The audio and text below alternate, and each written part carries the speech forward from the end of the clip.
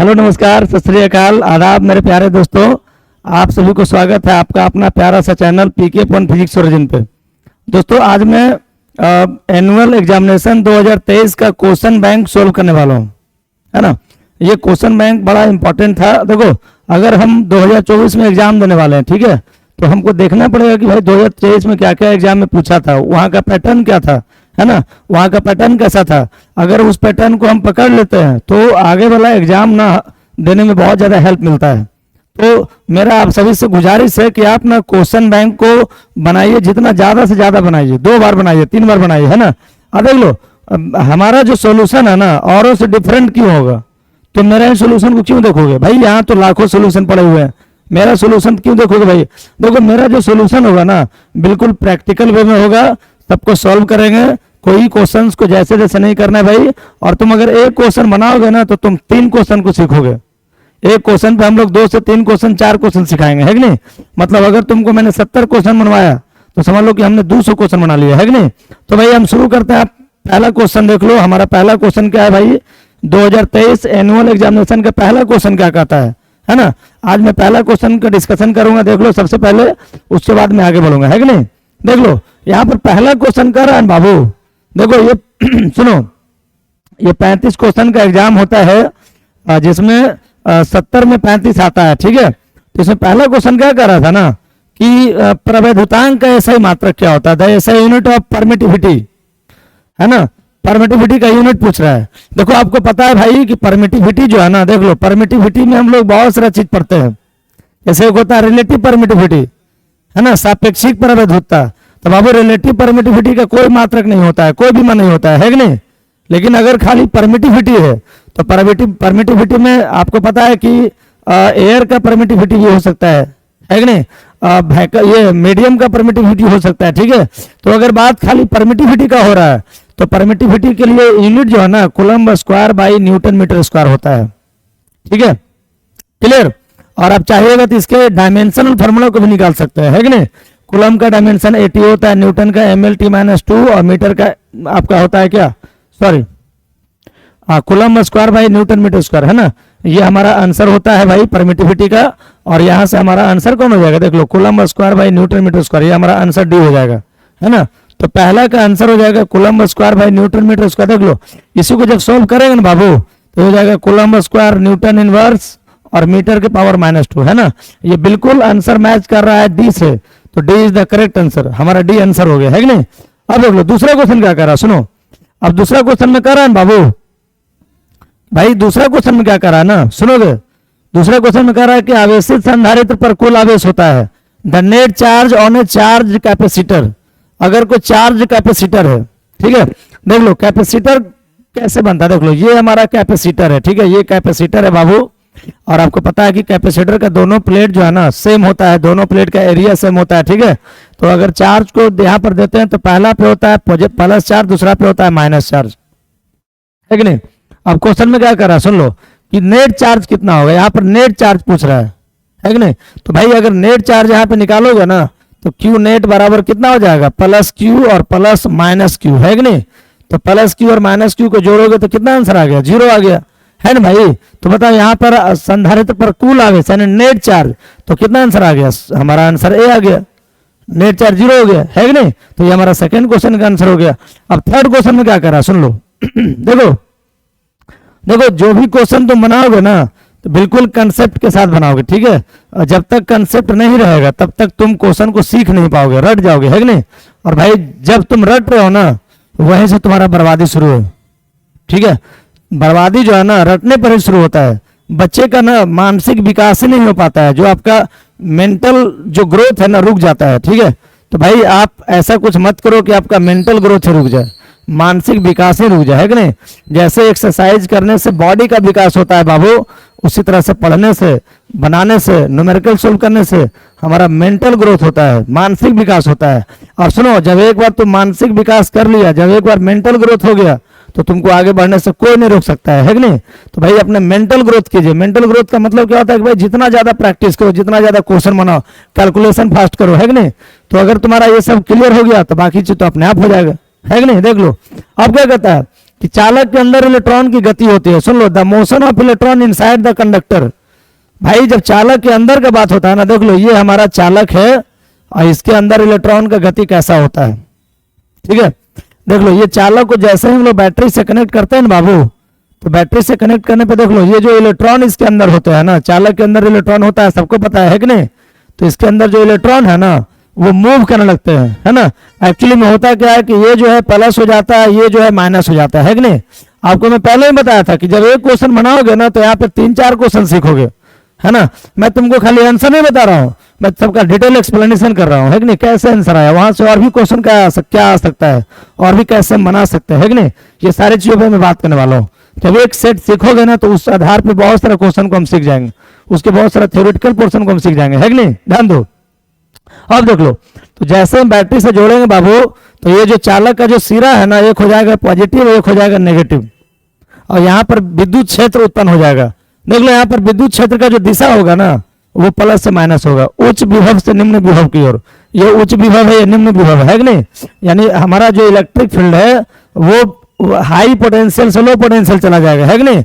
अब देख लो इस इलेक्ट्रिक फील्ड के इन्फ्लुएंस में जैसे इलेक्ट्रॉन आएगा ना तो इलेक्ट्रॉन में मूवमेंट शुरू हो जाएगा, ठीक है भाई। और इलेक्ट्रॉन जो है ना पॉजिटिव चार्ज की तरफ अट्रैक्ट हो जाएंगे, है कि नहीं। ध्यान दो, सुनोगे। बट अब कंडक्टर के इनसाइड में होता क्या है, चालक के अंदर में होता क्या है कि जितने भी इलेक्ट्रॉन्स है ना वो आपस में कोलाइड करते हैं, टक्कर करते हैं, है कि नहीं। तो टक्कर के पश्चात जो है ना उसका जो वेलोसिटी है ना भाई, सुन लो क्या कर रहा है क्वेश्चन में कि उसका गति कैसा गति होता है। तो जो टक्कर होता है ना, तो सुनो अब यहाँ पर ऑप्शन में देख लो, समरूप है, त्वरित है, यूनिफॉर्म है, एक्सेलरेटेड है, ड्रिफ्टिंग है, डी एक्सेलरेटेड है। तो बाबू जब इस तरह का मोशन होता है ना, जब इस तरह से इलेक्ट्रॉन आगे बढ़ता है ना, तो देखो ध्यान दो, सुनोगे। तो यहाँ पे जो हमारा इलेक्ट्रॉन का जो गति होता है ना वो होता है आपका अवमंदित, है ना, अवमंदित गति होता है। देख लो ये है आपका क्या, डी एक्सेलरेटेड। सुन लो, एक्सेलरेटेड क्यों नहीं हुआ, त्वरित क्यों नहीं हुआ, क्योंकि त्वरित होने के लिए वेग लगातार बढ़ना चाहिए। और आपको पता है कि इलेक्ट्रॉन जैसे ही अंदर में चलेगा तो कोलिजन के पश्चात उसका वेग जो है बार बार घटेगा, बढ़ेगा, है कि नहीं। तो यहाँ पर जो हमारा आंसर होगा डी एक्सेलरेटेड आंसर होगा, अवमंदित होगा, है कि नहीं। तो अवमंदित हमारा करेक्ट आंसर है। कोई दिक्कत भाई, ये इंपॉर्टेंट है, इसको एकदम कंसेप्ट के साथ समझो। ये बहुत ज्यादा इंपॉर्टेंट क्वेश्चन है, बार बार एग्जाम में आता भी है कि नहीं। अब देख लीजिए अगले क्वेश्चन क्या कहता है, सुन लो। अगला क्वेश्चन में कह रहा है बाबू, ये क्वेश्चन नंबर 4 है। 4 नंबर क्वेश्चन क्या कहता है, सुनो। कहता है कि वायु में स्थिर इकाई धनावेश से निकलने वाला संपूर्ण विद्युत फ्लक्स का मान होता है ना। The total electric flux coming out from stationary unit positive charge. अगर कोई यूनिट पॉजिटिव चार्ज है ना, आपका इकाई धनावेश है, देख लो इकाई धनावेश है, या तो इसको यूनिट पॉजिटिव चार्ज भी कह सकते हैं, ठीक है। यानी चार्ज का वैल्यू यहाँ पर 1 कूलम दे दिया। इकाई या तो यूनिट का मतलब 1 होता है। फ्लक्स का फॉर्मूला क्या होता है, Q बटा एप्सिलॉन नॉट, यानी यहाँ से 1 बटा एप्सिलॉन नॉट आंसर हो जाएगा।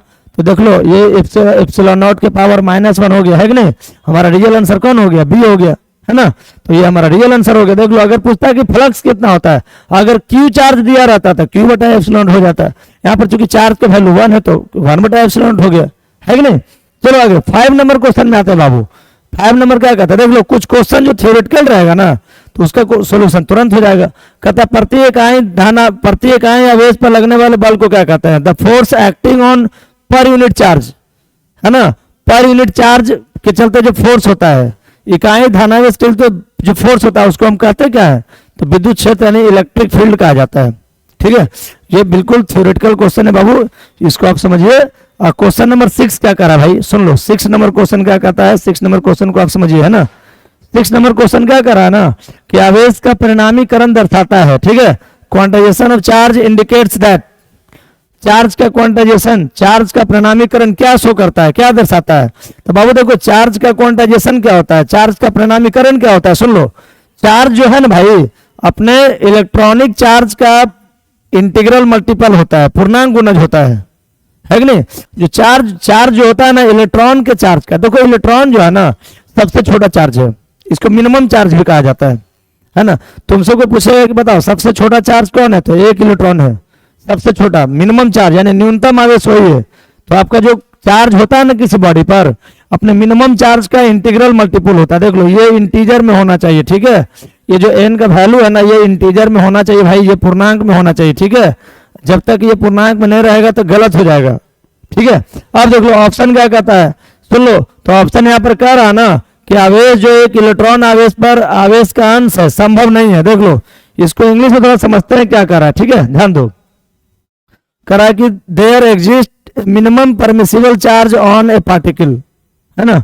फिर क्या कहता है, charge can not be stored, charge which is fraction of charge on electron is not possible.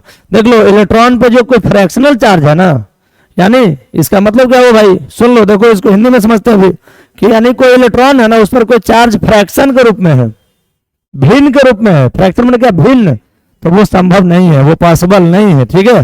देख लो, इलेक्ट्रॉन पे चार्ज हमेशा इंटीजर के रूप में होता है, पूर्णांक के रूप में होता है। अगर ये फ्रैक्शन के रूप में है, अगर ये इंटीजर के रूप में नहीं है, फ्रैक्शन के रूप में है, तो ये हमारा गलत आंसर हो जाएगा, है कि नहीं। सुन लो, अब यहाँ पर क्या कर रहा है, तो कह रहा है कि charge which is fraction of charge is electron is not possible, है ना। तो बिल्कुल सही है कि अगर फ्रैक्शन ग्रुप में हुआ तो संभव नहीं है, बिल्कुल असंभव हो जाएगा, है कि नहीं। तो इस तरह से हमारा आंसर यही हो जाएगा ए। यहाँ पर क्या कर रहा था, ये ऑप्शन में देख लो कि आवेश जो इलेक्ट्रॉन पर आवेश का एक अंश है, संभव नहीं है, ठीक है। यानी हमारा आंसर कौन होगा, ए आंसर हो जाएगा, है कि नहीं। देख लो, ध्यान दो, सुन लो, बड़ा इंपॉर्टेंट था ये क्वेश्चन, है ना, समझने वाला था भाई। अब देख लो, ध्यान दो क्या कर रहा है, सुनोगे। अब अगला क्वेश्चन क्या कर रहा है, सुन लो, इसका आंसर कौन होगा बाबू, बताओ। इसका आंसर जो आपका ए आंसर हो जाएगा, है कि नहीं। चलिए आगे, अगला क्वेश्चन क्या कर रहा है बताओ। अगला क्वेश्चन में कह रहा है ना, 7 नंबर क्वेश्चन में आते हैं, ठीक है। अब कह रहा है कि विद्युत रेखाओं से जानकारी प्राप्त होती है। देख लो, आपको पता है कि विद्युत रेखा जो है ना, इलेक्ट्रिक फील्ड लाइंस इसको कहते हैं इंग्लिश में, है ना, या इलेक्ट्रिक फील्ड लाइंस कहा जाता है भाई। तो ये किसके बारे में इंफॉर्मेशन देता है, विद्युत क्षेत्र रेखा किसका जानकारी देता है बाबू। तो विद्युत क्षेत्र रेखा जो है ना, अब विद्युत क्षेत्र यानी इलेक्ट्रिक फील्ड के डायरेक्शन देता है, ठीक है। तो ये तो बिल्कुल सही है, ठीक है। अब यहाँ से हमको नेचर ऑफ चार्ज यानी आवेश का प्रकृति भी पता चल जाता है, ठीक है। यानी देखो, जैसे मान लो अगर कहीं से ये चार्ज कहीं से लाइंस निकल रहा है, ठीक है, मान लो ये कोई यहाँ से लाइंस निकल रहा है, तो इसका मतलब है कि यहाँ पे प्लस चार्ज है, क्योंकि प्लस चार्ज से रेखा निकलता है, लाइन निकलता है, ठीक है। अब देख लो, अगर कहीं पे लाइन आ रहा है, इसका मतलब है कि माइनस चार्ज है, मतलब माइनस में लाइन आके मिलता है। तो यानी चार्ज का नेचर भी पता चल गया, चार्ज का प्रकृति पता चल गया, है कि नहीं। अब देख लो, क्षेत्र की फील्ड स्ट्रेंथ, यहाँ से फील्ड स्ट्रेंथ भी पता चल सकता है कि नहीं। तो इसके द्वारा हमारा आंसर कौन हो जाएगा, डी, इनमें से सभी, है कि नहीं। देख लो, बिल्कुल करेक्ट आंसर है भाई, डी। अब 8वां में आते हैं, देख लो 8वां क्वेश्चन क्या कहता है, सुनो। 8वां क्वेश्चन कर रहा है बाबू, सुन लो, इंपॉर्टेंट है एकदम, कि दो विद्युत आवेशों के बीच लगने वाले बल को नियंत्रित करने वाले नियम को कहा जाता है, ठीक है ना। The law governing the force acting between 2 electric charge, है ना। अगर 2 इलेक्ट्रिक चार्ज यानी 2 आवेश के बीच बल लग रहा है ना, तो उसको क्या कहते हैं, देख लो। तो 2 आवेश के बीच के बल को कूलम का नियम कहा जाता है, ठीक है, कूलम्स लॉ कहा जाता है, ठीक है। देख लो, यानी हमारा आंसर कौन हो जाएगा, कूलम का नियम, कूलम्स लॉ, है कि नहीं। ये D is the correct answer, ठीक है, इसका डी आंसर हो जाएगा, है कि नहीं। और देख लो 9 नंबर क्वेश्चन क्या करा बाबू। 9 नंबर में कह रहा है क्वेश्चन में कि बिंदु आवेश के कारण r दूरी पर विभव का मान होता है। देख लो, सबसे पहले कि बिंदु आवेश के कारण विभव का फॉर्मूला क्या होता है बताओ। तो इसके लिए फॉर्मूला होता है 1/4 पाई एप्सिलॉन नॉट Q/r, यानी v जो है ना r के इनवर्सली प्रोपोर्शनल है। देख लो, यानी r बढ़ेगा तो v घटेगा, ठीक है। अब क्वेश्चन में क्या कर रहा है, देख लो कि आपका इनवर्सली प्रोपोर्शनल टू r, है कि नहीं। r के b उत्क्रमानुपाती होता है, बिल्कुल आंसर सही, बी आंसर सही है। देख लो, फॉर्मूला सही पता चल गया, है कि नहीं। तो ये इसका आंसर कौन होगा, बी होगा। 10th नंबर क्वेश्चन क्या कहता है भाई, 10th नंबर क्वेश्चन बड़ा इंपॉर्टेंट क्वेश्चन है, ठीक है।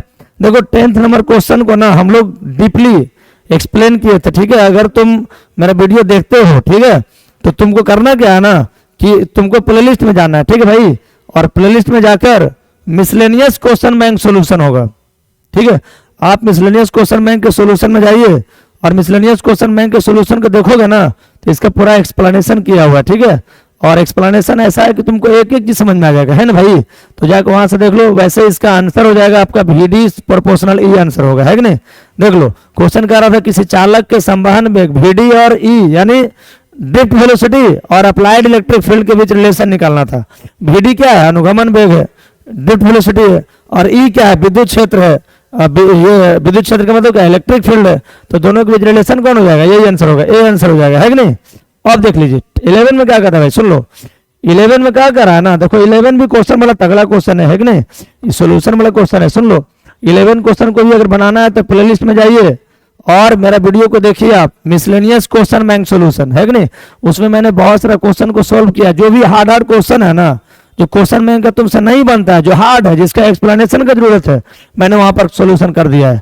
आप एक बार जाके देखो, इसका सोल्यूशन मिल जाएगा, है कि नहीं। वैसे इसका आंसर कौन आएगा, 20 माइक्रोफेराड आएगा, है कि नहीं। देख लो, इसका आंसर आ जाएगा 20 माइक्रोफेराड, है कि नहीं। देख लो, ध्यान दो, बड़ा इंपॉर्टेंट क्वेश्चन है।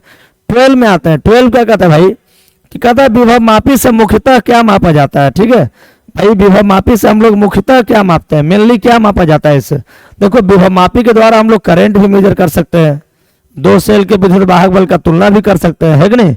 देख लो, ये विभव मापी यानी पोटेंशियोमीटर।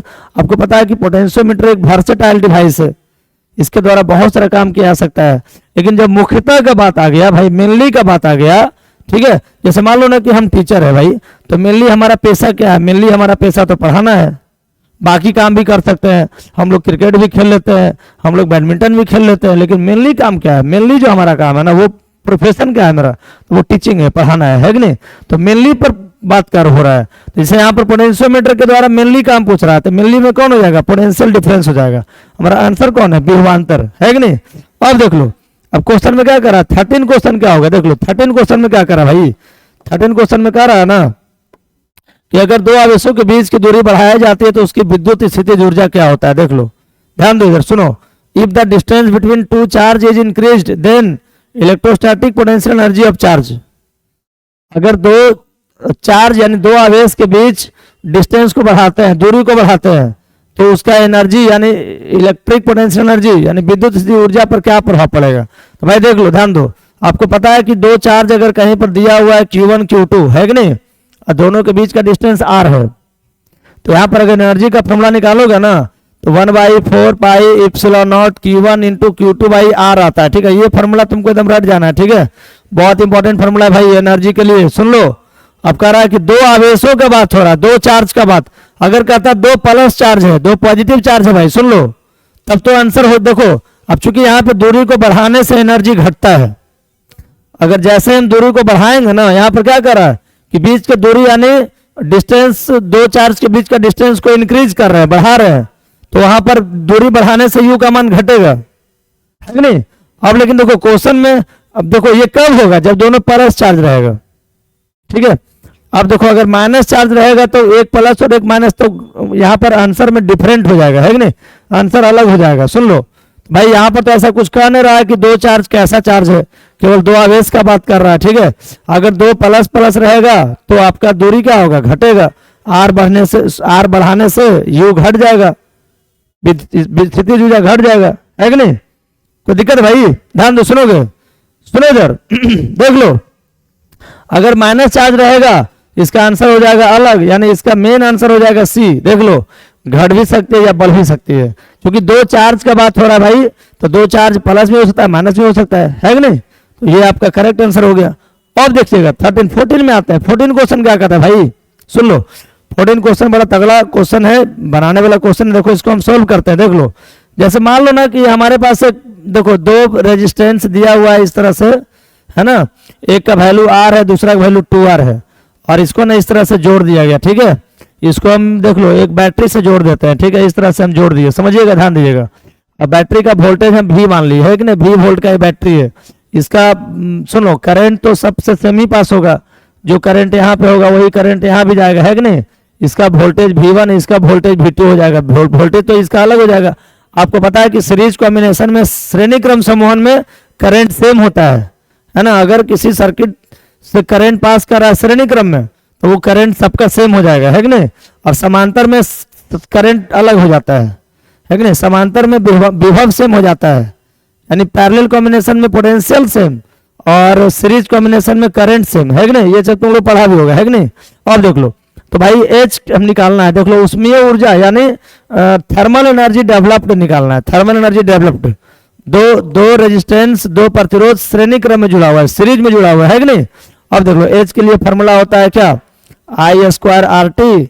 तो H1 अगर निकालोगे ना बाबू, तो I²RT हो जाएगा, और H2 क्या होगा बताओ, ये I²2R इंटू टी हो जाएगा, चूंकि दूसरा का वैल्यू तो 2R है ना रेजिस्टेंस का।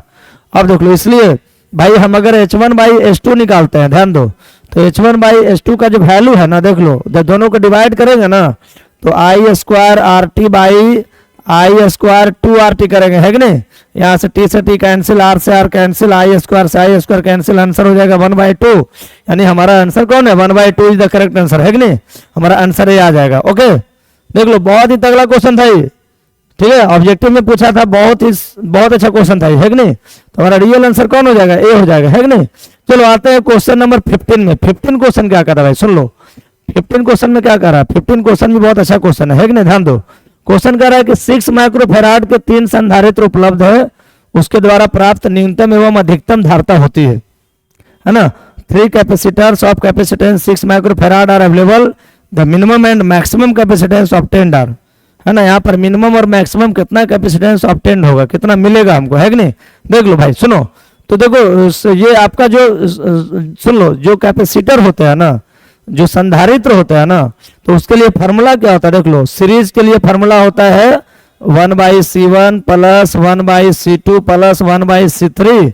यहाँ से अगर कनेक्ट करोगे तो 1/6 प्लस 1/6 प्लस 1/6 हो जाएगा, क्योंकि सबका तो 6 वैल्यू दिया हुआ है ना। यहाँ वैल्यू कितना है? 6 माइक्रोफैराड। देख लो, 6 माइक्रोफैराड दिया हुआ है, तो यहाँ पर कितना आ जाएगा बताओ? अगर यहाँ से तुम 6 एलसीएम लोगे ना बाबू, तो हो जाएगा 1 + 1 + 1 यानी कितना? 3/6।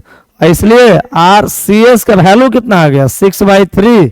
ये हो जाएगा हमारा कितना? 2 माइक्रोफैराड। कितना आंसर आएगा बताओ? 2 माइक्रोफैराड आंसर आ गया, है कि नहीं? अब अगर हम इसको जोड़ेंगे भाई पैरेलल में, तो पैरेलल के लिए फार्मूला क्या होगा? Cp = हो जाएगा 6 + 6 + 6 यानी 18 माइक्रोफैराड आ जाएगा, है कि नहीं? तो अब बताइए मैक्सिमम कब मिला? 18 मिला मैक्सिमम। मिनिमम कितना मिला? 2 मिला। तो मिनिमम कितना हो जाएगा? 2 और मैक्सिमम कितना हो जाएगा? 18। यही तो हमारा आंसर हो जाएगा। यही तो क्वेश्चन में कह रहा था कि 3 कैपेसिटर था और तीनों को हम लोग वैल्यू उसमें सुनो, उसका कैपेसिटेंस 6 माइक्रोफैराड था। अब कह रहा था कि मिनिमम और मैक्सिमम निकालना था। मिनिमम कब मिलेगा? जब सीरीज में कनेक्ट करेंगे, श्रेणी क्रम में करेंगे। मैक्सिमम कब मिलेगा? जब समांतर में करेंगे, पैरेलल में करेंगे, है कि नहीं? तो ये बड़ा इंपॉर्टेंट क्वेश्चन था, इसको आप देखिए। 16 क्वेश्चन क्या कहता है बाबू? 16 क्वेश्चन देख लो। 16 क्वेश्चन क्या कहता है सुनो। 16 क्वेश्चन को हम बनाते हैं, ठीक है, ध्यान दो। कह रहा है कि एक प्रत्यावर्ती धारा का समीकरण दिया हुआ, ठीक है, the root mean square value of alternating current of equation इतना, ठीक है, ध्यान दो। देख लो यहाँ पर इंग्लिश में क्वेश्चन लिख रहा है, ठीक है, यहाँ पर रूट मीन स्क्वायर पूछ रहा है, ठीक है, आरएमएस वैल्यू, ठीक है। अब आरएमएस निकालना है, ठीक है भाई। करंट का वैल्यू दिया हुआ है, अब आरएमएस निकालना है। सुन लो, देखो इंपॉर्टेंट है एकदम। करंट कितना देगा बताओ? करंट का वैल्यू दिया हुआ है 60 sin 100 πt। ओके, अब बताओ यहाँ से आई नॉट कितना मिल जाएगा? अब देखो एक इक्वेशन हम यहाँ से इसको फर्स्ट मान लेते हैं, ठीक है, एक दूसरा इक्वेशन बनाते हैं। ये हो जाता है आई नॉट साइन ओमेगा टी, है कि नहीं? ये हमारा सेकेंड इक्वेशन हो गया। दोनों को जब इक्वेट करेंगे ना, तो यहाँ से आई नॉट का वैल्यू कितना आ गया? 60 आ गया। अब देख लो, हमको पूछ रहा था कि RMS value root mean square यानी वर्ग माध्य मूल मान, ये कैसे निकालेंगे? तो आई आरएमएस का जो फॉर्मूला होता है ना, ये आई नॉट बाई √2 हो जाता है भाई, 60 बाई √2 हो जाएगा। तो यहाँ से कितना हो जाएगा? 60 को लिख सकते हैं 30 × √2, सॉरी 30 × 2, बाई कितना? √2 लिखेंगे, है कि नहीं? तो √2 से √2 कैंसिल हो जाएगा, यानी हमारा आंसर आएगा 30 √2। ओके, तो 30 √2 इज द करेक्ट आंसर, है कि नहीं? देख लो, लेकिन ऑप्शन में 30 √2 नहीं दे रहा है, ठीक है भाई, तो ये ऑप्शन इसका गलत है ना? कहीं से भी ये ऑप्शन नहीं आएगा, ठीक है भाई। तो तुम इसको एक बार देखो, बनाओ ढंग से और इसको समझो आप, है कि नहीं? देख लो, ध्यान दो, सुनोगे। अब क्या कहता है? देख लो, 16 क्वेश्चन का आंसर हो गया। 17 में क्या करा भाई? 17 में क्या करा सुन लो भाई। एलआर सर्किट का बात हो रहा है, एलआर परिपथ का बात हो रहा है, ठीक है। एलआर सर्किट का इंपीडेंस यानी प्रतिबाधा पूछ रहा है। प्रतिबाधा सबको पढ़ा होगा, प्रतिघात सबको पढ़ा होगा। आपको पता है कि प्रतिघात को हम रिएक्टेंस बोलते हैं और प्रतिबाधा को इंपीडेंस कहा जाता है कि नहीं? तो प्रतिबाधा के लिए पूछ रहा है भाई। तो बताओ एलआर सर्किट के लिए सुन लो, यहाँ पे देखो 2-3 चीज इंपॉर्टेंट है, मैं सब कुछ आपको बताना चाहता हूँ, ठीक है। देख लो, अगर तुम रेजिस्टेंस के लिए निकालोगे प्रतिघात यानी रिएक्टेंस, तो कितना आता है? आर आता है। देख लो, कैपेसिटेंस के लिए कितना आता है? 1/ωc आता है कि नहीं? और इंडक्टेंस के लिए कितना आता है? ω आता है, ठीक है भाई। अब देख लो, प्रतिबाधा पूछ रहा है, जेड का फार्मूला क्या होता है? XR² + XL², है कि नहीं? अब देख लो कितना हो जाएगा? XR यानी R² + ω का होल स्क्वायर। तो हमारा जेड बराबर कितना आ गया बताओ? R² + ω² का होल स्क्वायर। यही तो हमारा आंसर हो गया। अब आते हैं क्वेश्चन नंबर 18 में। 18 नंबर क्वेश्चन क्या कहता है सुन लो भाई। अब 18 नंबर क्वेश्चन क्या कर रहा है ना, सुनो, 18 नंबर क्वेश्चन क्या कर रहा है ना, कि एक वृत्तीय धारावाही लूप की त्रिज्या दुगनी और धारा आधी कर दिया था, तो इसका चुंबकीय घूर्ण क्या होगा? The radius of circular current loop is made double and the current is made half the magnetic moment. Magnetic moment पूछ रहा है, ठीक है। मैग्नेटिक मोमेंट यानी चुंबकीय घूर्ण। चुंबकीय घूर्ण का फॉर्मूला क्या होता है? आई इंटू ए होता है कि नहीं? जैसे मान लो कि हमारे पास एक सर्कुलर पाथ है, ठीक है, इसका रेडियस आर दिया हुआ है, ठीक है। अब देख लो, तो इसके लिए अगर मैं एम निकालूंगा भाई, तो आई इंटू पाई आर स्क्वायर हो जाएगा। बताओ, आई इंटू पाई आर स्क्वायर होगा कि नहीं? अब देख लो, अकॉर्डिंग टू क्वेश्चन, क्वेश्चन के अनुसार क्या कह रहा है भाई, कि अब कह रहा है कि अगर इसके त्रिज्या को यानी रेडियस को हम डबल कर देते हैं, दुगना कर देते हैं, यानी नया जो रेडियस है ना R dash is equal to हम 2r कर दिए, और जो करंट है ना नया current I dash equal to I by 2 कर दिए, है कि नहीं? ध्यान दो, अब नया मैग्नेटिक मोमेंट पूछ रहा है। New magnetic moment will be, formula क्या होता है? I into pi R square. देख लो, I into I dash into pi R dash का स्क्वायर हो जाएगा भाई। इसका तो बदल जाएगा ना पहले से। आई डैश कितना है? आई बाई 2, अब पाई इंटू अब आर डैश कितना है? 2r का स्क्वायर। 2r का स्क्वायर करो, पाई आर का, सॉरी पाई नहीं होता है, खाली आर डैश का स्क्वायर नहीं होता है भाई, है कि नहीं? पाई आर स्क्वायर होता है, तो आर डैश का स्क्वायर यानी कितना? 2r का होल स्क्वायर हो जाएगा, है कि नहीं? तो इसको जब मैं सोल्व करूंगा ना बाबू, तो हो जाएगा आपका I by 2 into pi into 4r square. यहां से 2 से 2 कैंसिल हो गया, है कि नहीं? देख लो, 2 से 2 कैंसिल हो, दो थोड़ा सा इसको ऊपर करता हूं, ठीक है। देख लो, यहां से 2 से 2 कैंसिल हो जाएगा, है ना भाई? चलो, जब 2 से 2 कैंसिल करेंगे ना इसको, देखो थोड़ा सा यहाँ पे पता नहीं चल पा रहा, ठीक है, तो इसको मैं थोड़ा ऊपर ही सॉल्व कर लेता हूँ, ठीक है भाई? ध्यान दो इधर, सुनो, ये बोर्ड में पता नहीं चल पा रहा है भाई, तो इसको मैं यहाँ पे सॉल्व करता हूँ, ठीक है? ध्यान दो। अब देख लो, तो यहाँ से जब मैं इसे सॉल्व करूंगा ना, तो एम डैश बराबर, देखो यहाँ लिख देते हैं, ठीक है? तो एम डैश बराबर कितना आएगा बताओ? एम डैश बराबर आ जाएगा यहाँ से आई बाई 2 इंटू और कितना? पाई इंटू 4r स्क्वायर। ओके, ये 2 से 2 कैंसिल हो गया, यानी हमारा कितना आ गया? आई, देख लो 2 आगे मल्टीप्लाई कर दो, यानी देख लो यहाँ से एम डैश का वैल्यू कितना आ जाएगा बताओ? एम डैश का जो वैल्यू आएगा ना यहाँ पे बाबू, 2 into I into pi R square, है कि नहीं? अब 2 into I into pi R square का वैल्यू कितना आया था बताओ? यही तो हमारा इक्वेशन फर्स्ट मान लेते हैं, I into pi R square M के बराबर है, इसको एम के बराबर लिख दें, यानी हमारा जो मैग्नेटिक मोमेंट है ना, जो चुंबकीय घूर्ण है ना, वो दुगना हो जाता है, डबल हो जाएगा, है कि नहीं? तो हमारा आंसर कौन होगा बताओ? दुगना, डबल आंसर आ गया। कौन आंसर आ गया? डबल, बी आंसर आएगा, है कि नहीं? B is the correct answer, ठीक है? बहुत इंपॉर्टेंट क्वेश्चन था, सुन लो, इस क्वेश्चन को बनाइए, बार बार एग्जाम में आता है, ठीक है? इसको बनाओ एक बार ढंग से, है ना? जो भी क्वेश्चन बता रहे हैं ना, उसको आप एक बार प्रैक्टिस कीजिए, खुद से प्रैक्टिस करोगे तभी कुछ हो पाएगा, है कि नहीं? प्रैक्टिस करते जाओगे भाई। जब जो लड़का पूरा क्वेश्चन बैंक प्रैक्टिस कर लिया मेरे साथ, 100% बना के आएगा, कभी उसको कोई दिक्कत नहीं होगा, है कि नहीं? देखो, प्रैक्टिस का मतलब होता है कि उसका एक एक कंसेप्ट क्लियर होना चाहिए। ये नहीं होता है कि हम बस आंसर मारते जा रहे हैं, एक का डी, दूसरा का सी, तीसरा का सी, ऐसा नहीं होता है। प्रैक्टिस करना है कंसेप्ट के साथ, है कि नहीं? ध्यान दो, क्वेश्चन नंबर क्या कहता बताओ? अब क्वेश्चन नंबर कह रहा है 19, क्या कहता बताओ? 19 क्वेश्चन नंबर क्या कह रहा है? सुनो, 19 क्वेश्चन कह रहा है ना कि भाई एक चौक कुंडली है जिसका स्वप्रेरकत्व दिया हुआ है। देख लो, एक चौक कॉइल है और इसका इंडक्टेंस दिया हुआ है। देख लो, इंडक्टेंस यानी एल, एल को स्वप्रेरकत्व कहते हैं। एल बराबर कितना है बताओ? 5 हेनरी है। ओके, और D I by D T दिया हुआ, देख लो, D I by D T पता है भाई, ये क्या है? 2 एम्पियर पर सेकेंड है। क्वेश्चन में कह रहा है, ध्यान दो, ये D I by D T क्या है? The current through it increasing at rate of कितना, है कि नहीं?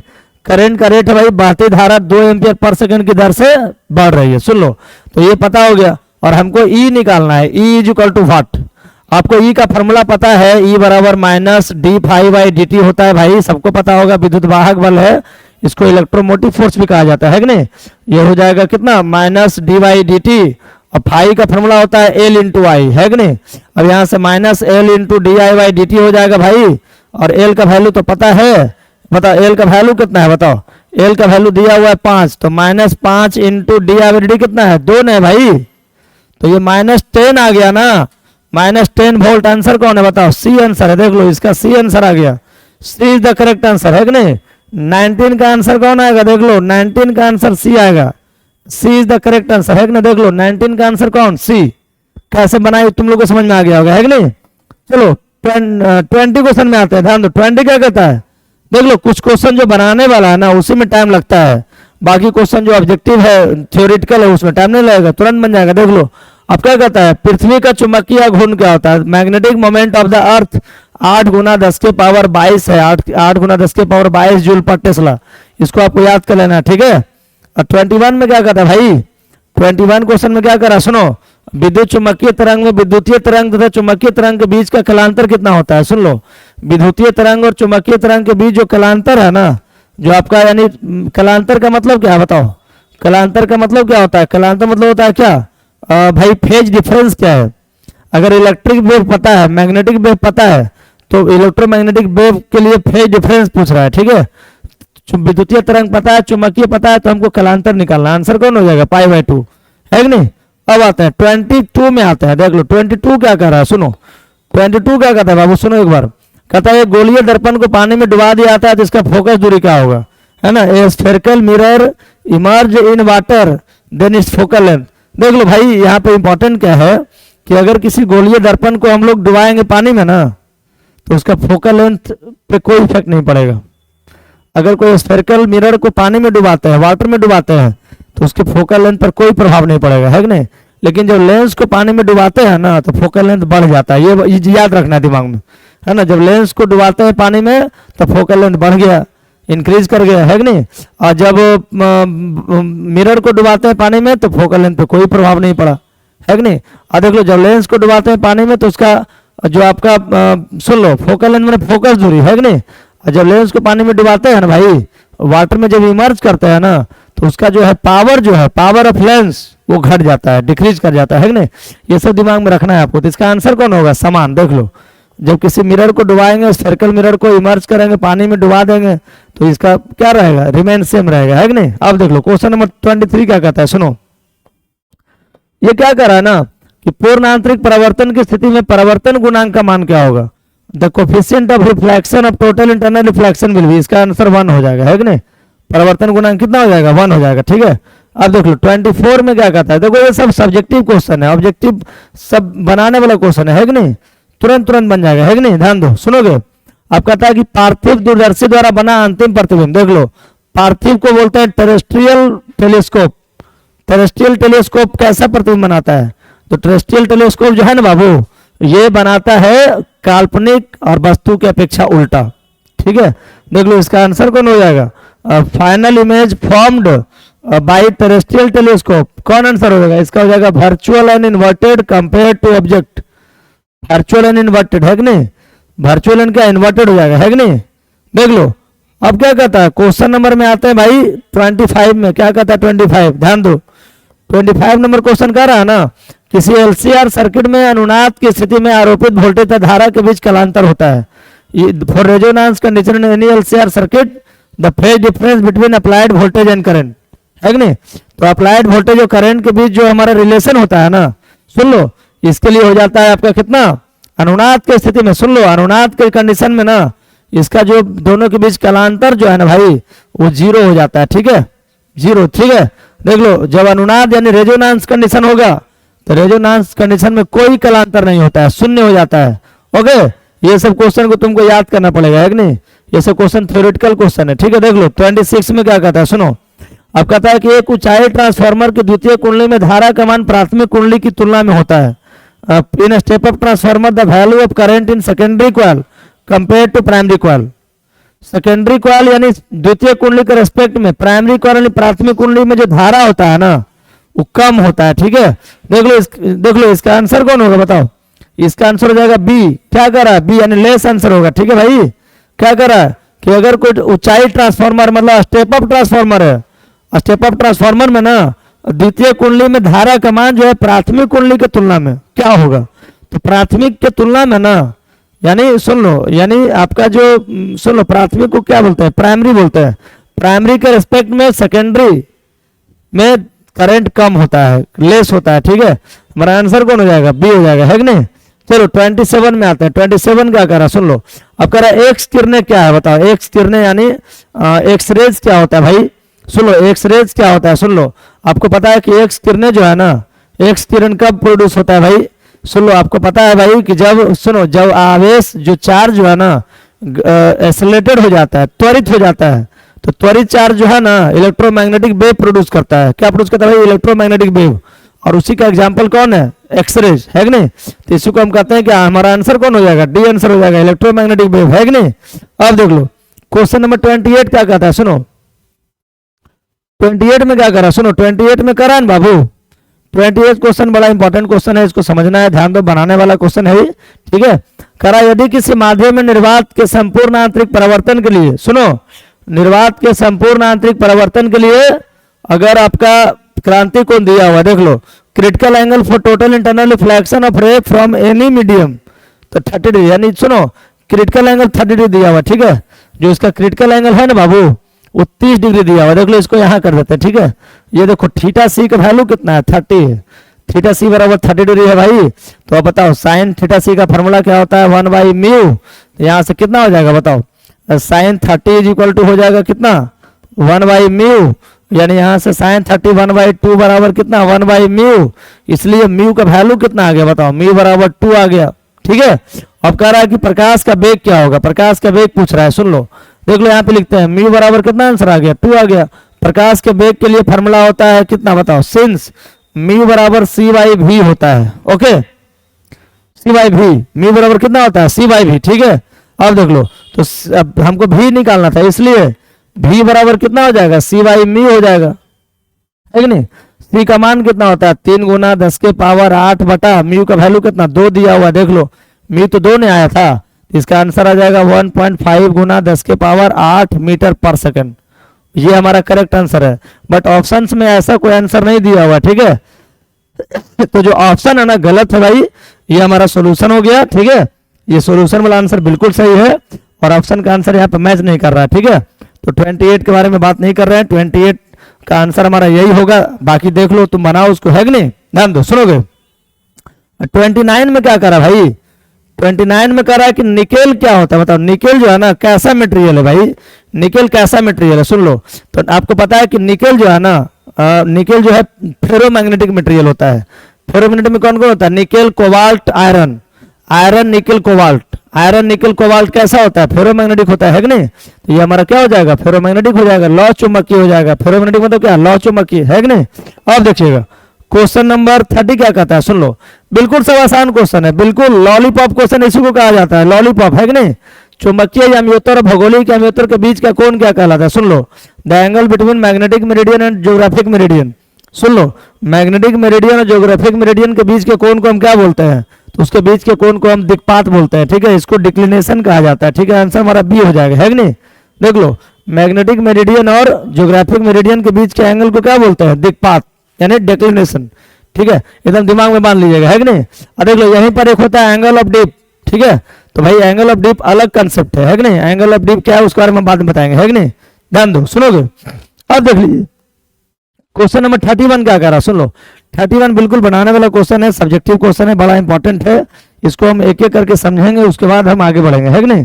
31 क्वेश्चन में क्या रहा ना, एक उभयोत्तल लेंस दिया हुआ, देख लो ये एक उभयोत्तल लेंस है भाई, है ना। उभयोत्तल को हम लोग बाई कॉन्वेक्स लेंस भी कहते हैं, है कि नहीं। एक उभयोत्तल लेंस के प्रत्येक तल का वक्रता त्रिज्या 20 सेंटीमीटर है और लेंस के पदार्थ का अपवर्तनांक 1.5 है। तो लेंस का फोकस दूरी क्या होगा, देख लो एक radius of curvature of each surface of by convex is 20 centimetre, ठीक है। And the refractive index material of lens 1.5, तो फोकल लेंथ क्या होगा, सुन लो भाई। यहाँ पर क्या करा ना कि देखो हमारे पास एक बाई कॉन्वेक्स लेंस है, इसको क्या कहते हैं हम लोग बताओ, इसको हम लोग उभयोत्तल कहते हैं, है कि नहीं। अब देख लो तो इसका जो रेडियस ऑफ कर्वेचर है, देखो पहला हो जाएगा आपका R1 और दूसरा क्या हो जाएगा R2 हो जाएगा। भाई R1 और R2 दोनों का मान 20 दिया हुआ है, ठीक है। देख लो दोनों का जो रेडियस ऑफ कर्वेचर है ना 20 दिया हुआ है, यानी दोनों का वक्रता त्रिज्या कितना है 20 है, देख लो। तो यानी R1 बराबर हो जाएगा हमारा +20 और R2 बराबर हो जाएगा -20। आपको पता है कि एक जो होता है प्लस में दूसरा क्या माइनस में हो जाता है कि नहीं। एक रेडियस ऑफ कर्वेचर प्लस है दूसरा क्या माइनस में हो जाएगा, है कि नहीं। ध्यान दो सुनोगे। अब क्या पूछ रहा है बताओ, अब कह रहा है कि फोकस दूरी पूछ रहा है, इसका म्यू दिया हुआ है, म्यू बराबर 1.5 दिया हुआ, ठीक है। म्यू 1.5 है भाई, इसका फोकल लेंथ निकालना है। बताइए फोकल लेंथ कैसे निकालेंगे, फार्मूला क्या होता है म्यू -1 × 1/R1 - 1/R2, है कि नहीं। यही तो फार्मूला होता है भाई। यहाँ से कितना हो जाएगा F = 1.5 - 1 × 1/20 - 1/-20 हो जाएगा। यहाँ से कैलकुलेशन करेंगे तो F = कितना आएगा 0.5 इंटू 20, यहाँ एलसीएम लेंगे भाई तो कितना हो जाएगा 1 + 1 हो गया, है कि नहीं। यहाँ से एलसीएम लेंगे, नीचे में 10 आ जाएगा, 2 बार में कट गया, है कि नहीं। अब बताओ यहाँ से, इसलिए अब फोकल लेंथ निकालना था ना हमको। अब फोकल लेंथ कैसे निकालेंगे बताओ, चलो फोकल लेंथ कैसे निकालेंगे। इसलिए फोकल लेंथ अगर निकालना रहेगा ना तो कैसे निकालेंगे, देख लो फोकल लेंथ कितना आ गया, देख लो F आ गया ऊपर में 2/2 × 20, 2 से 2 कैंसिल, है कि नहीं। देखो ये 1/f होता है, फार्मूला क्या होता है 1/f तो थोड़ा सा गलत यहाँ पे लिख रहे थे, है कि नहीं। तो 1/f का ही फार्मूला होता है, ठीक है बाबू। तो 1/f बराबर कितना आ गया 1/20 आ गया, इसलिए f का वैल्यू कितना आ जाएगा 20 सेंटीमीटर, है कि नहीं। f आंसर हमारा क्या हो जाएगा 20 सेंटीमीटर। देख लो ये हमारा आंसर हो गया, सी आंसर हो गया, है कि नहीं। तो बिल्कुल ये क्वेश्चन बनाने वाला है, प्रैक्टिस करने वाला है भाई, इसको बनाइए, इसके एक एक चीज को समझना है तुमको, है कि नहीं। अगर तुम एक एक चीज समझ गया तो ये आसानी से बन जाएगा, है कि नहीं। देख लो ध्यान दो, तो हमारा बताओ आंसर 31 का कौन आ गया, सी आंसर आया, है ना। सी इज द करेक्ट आंसर, है कि नहीं। देख लो इसका आंसर सी आ गया। सुनो 32 क्या कर रहा है क्वेश्चन, सुन लो 32 में कर रहा है भाई कि एक ही तरंग दैर्घ्य, सुन लो, एक ही तरंग दैर्घ्य के इलेक्ट्रॉन तथा प्रोटॉन की कौन सी भौतिक राशि समान होती है ना। For same wavelength of electron and proton which physical quantity भी सेम। अगर दोनों का तरंग दैर्घ्य सेम है तो कौन सा क्वांटिटी सेम हो जाएगा, है कि नहीं। देख लो दोनों का तरंग दैर्घ्य यानी वेवलेंथ सेम है, तो इलेक्ट्रॉन और प्रोटॉन का बात कर रहा है, कौन सा सेम होगा। देख लो इसके लिए संवेग समान होता है ना, इसके लिए मोमेंटम समान होता है। देख लो 32 का आंसर कौन होगा, मोमेंटम आंसर हो जाएगा। आ रहा भाई समझे तुम लोग को, इसका आंसर कौन हो जाएगा मोमेंटम, है कि नहीं। चलिए आगे 33 में क्या करा, सुनो 33 नंबर क्वेश्चन क्या कहता है, पढ़ते हैं इसको एक बार, है कि नहीं। 33 क्वेश्चन में क्या करा बाबू, सुनोगे 33 में क्या करा ना कि नाभिकीय रिएक्टर में मंदक का कार्य क्या है। The fusion of moderator in nuclear reactor. भाई न्यूक्लियर रिएक्टर में मंदक का क्या काम है, मॉडरेटर का क्या काम है कि नहीं। देखो रिएक्टर में मंदक का काम क्या है ना, देखो रिएक्टर में मंदक का काम है भाई न्यूट्रॉनों की गति को कम करना, है कि नहीं। जो न्यूट्रॉन्स होता है ना उसके मोशन को क्या करता है, सुनो slow the speed of neutrons, है ना। न्यूट्रॉनों की गति मंद करना, यानी न्यूट्रॉन की गति का मंद करना काम है इसका, ठीक है। जो न्यूट्रॉन बहुत फास्ट मूविंग न्यूट्रॉन जो होता है ना उसकी गति को मंद करता है, उसकी गति को स्लो करता है ना। तो यही हमारा काम है मॉडरेटर का, ठीक है भाई। सुनो सबसे बेस्ट मॉडरेटर कौन होता है, सबसे अच्छा मंदक कौन है, तो भारी जल को कहा जाता है बेस्ट मॉडरेटर, है कि नहीं। ये सब न्यूक्लियर रिएक्टर एक चैप्टर है भाई, उस टॉपिक है, उसमें हम लोग पढ़ेंगे सारा चीज, या तुम लोग पढ़ा भी होगा, है कि नहीं। तो जो भी बच्चा पढ़ा है इसको बनाइए। जो न्यूक्लियर रिएक्टर है ना बड़ा इंपॉर्टेंट टॉपिक है, उसको नाभिकीय रिएक्टर भी कहा जाता है कि नहीं। अब देख लीजिए अगला क्वेश्चन क्या कर रहा है, सुन लो अगला क्वेश्चन कह रहा है बाबू 34 में आते हैं। पी प्रकार के अर्धचालक के लिए शुद्ध तत्व के रूप में प्रयोग किया जाता है। सुनो पी प्रकार के अर्धचालक के लिए कौन सा शुद्ध के रूप में यूज किया जाता है, ठीक है। The impurity element used for P type semiconductor, है ना। पी टाइप के लिए हम लोग यूज करते हैं बोरॉन का, किसका यूज करते हैं, बोरॉन का यूज करते हैं, है ना। सारे बच्चे इसके दिमाग में रख लेंगे, है कि नहीं। पी टाइप में अशुद्धि के रूप में इम्प्योरिटी के रूप में किसका यूज करते हैं, बोरॉन का यूज करते हैं, है कि नहीं। Boron is the correct answer. देख लो ध्यान दो, सुनोगे अब क्या कहता है 34 में क्या कहता है, सुन लो 34 आंसर क्या कर रहा है, 35 में क्या कर रहा है, सुन लो कह रहा है डायोड का उपयोग किया जाता है। भाई डायोड का उपयोग किसके लिए किया जाता है, देख लो। तो डायोड यानी डायोड इज यूज्ड एज, सुनो तो डायोड का उपयोग हम किसके लिए करते हैं भाई, तो इसके उपयोग हम लोग करते हैं रेक्टिफायर के लिए। देख लो रेक्टिफायर यानी दिष्टकारी के लिए करते हैं। देखो दिष्टकारी क्या होता है, सुन लो दिष्टकारी एक ऐसा यंत्र है ना जो एसी को डीसी में कन्वर्ट करता है, ठीक है। अगर हमको एसी को डीसी में चेंज करना है तो दिष्टकारी का यूज करते हैं, ठीक है। और अगर डीसी को एसी में चेंज करना है तो हम लोग इन्वर्टर का यूज करते हैं, ठीक है। ये बड़ा इंपॉर्टेंट क्वेश्चन है कि नहीं, ध्यान दो। अब देख लो अगला क्वेश्चन क्या कहता है 36 में आता है बाबू, सुन लो 36 क्या कर रहा है 25 का द्विआधारी समतुल्य होता है। भाई 25 जो है ना एक क्वांटिटी है और 25 का द्विआधारी लिखना है ना, बाइनरी लिखना है। बाइनरी नंबर कितना होता है देख लो। सबसे पहले बाइनरी नंबर निकालते कैसे, ये इंपॉर्टेंट है, सुन लो। जैसे आपको 25 है ना भाई, तो हमको करना कुछ नहीं है, 2 से डिवाइड करते जाओ, 2 से डिवाइड करेंगे। देखो बाइनरी नंबर में क्या होता है ना, सुन लो बाइनरी नंबर में देख लो, बाइनरी नंबर का जो कंसेप्ट है ना बिल्कुल अलग है कि नहीं। बाइनरी नंबर में 0 और 1 ही होता है केवल, बस और कुछ नहीं होता है, ठीक है। 0 और कितना 1 होता है कि नहीं। तो देख लो यानी इसका जो आपका 0 और 1 के रूप में आंसर आएगा, बाकी उसमें कोई नंबर होता ही नहीं है। बाइनरी में 0 और कितना 1 होता है कि नहीं। तो जब डिवाइड करोगे 2 से तो ये कितना हो जाएगा 24 और सुनो इधर कितना बचेगा 1, ठीक है। फिर 2 से करोगे डिवाइड तो ये कितना हो जाएगा 12। इधर कितना बचेगा, कुछ नहीं बचेगा। फिर 2 से डिवाइड करोगे तो इधर कितना हो जाएगा 6, इधर कुछ नहीं बचेगा। फिर 2 से डिवाइड करोगे इधर कितना हो जाएगा 3, इधर कुछ नहीं बचेगा, है कि नहीं, कोई दिक्कत भाई। फिर 2 से डिवाइड करोगे इधर कितना बचेगा 1, इधर भी 1 बच जाएगा, ठीक है। देख लो, ध्यान दो। अब देखते हैं कहीं पे गलत तो नहीं हो रहा है कि नहीं।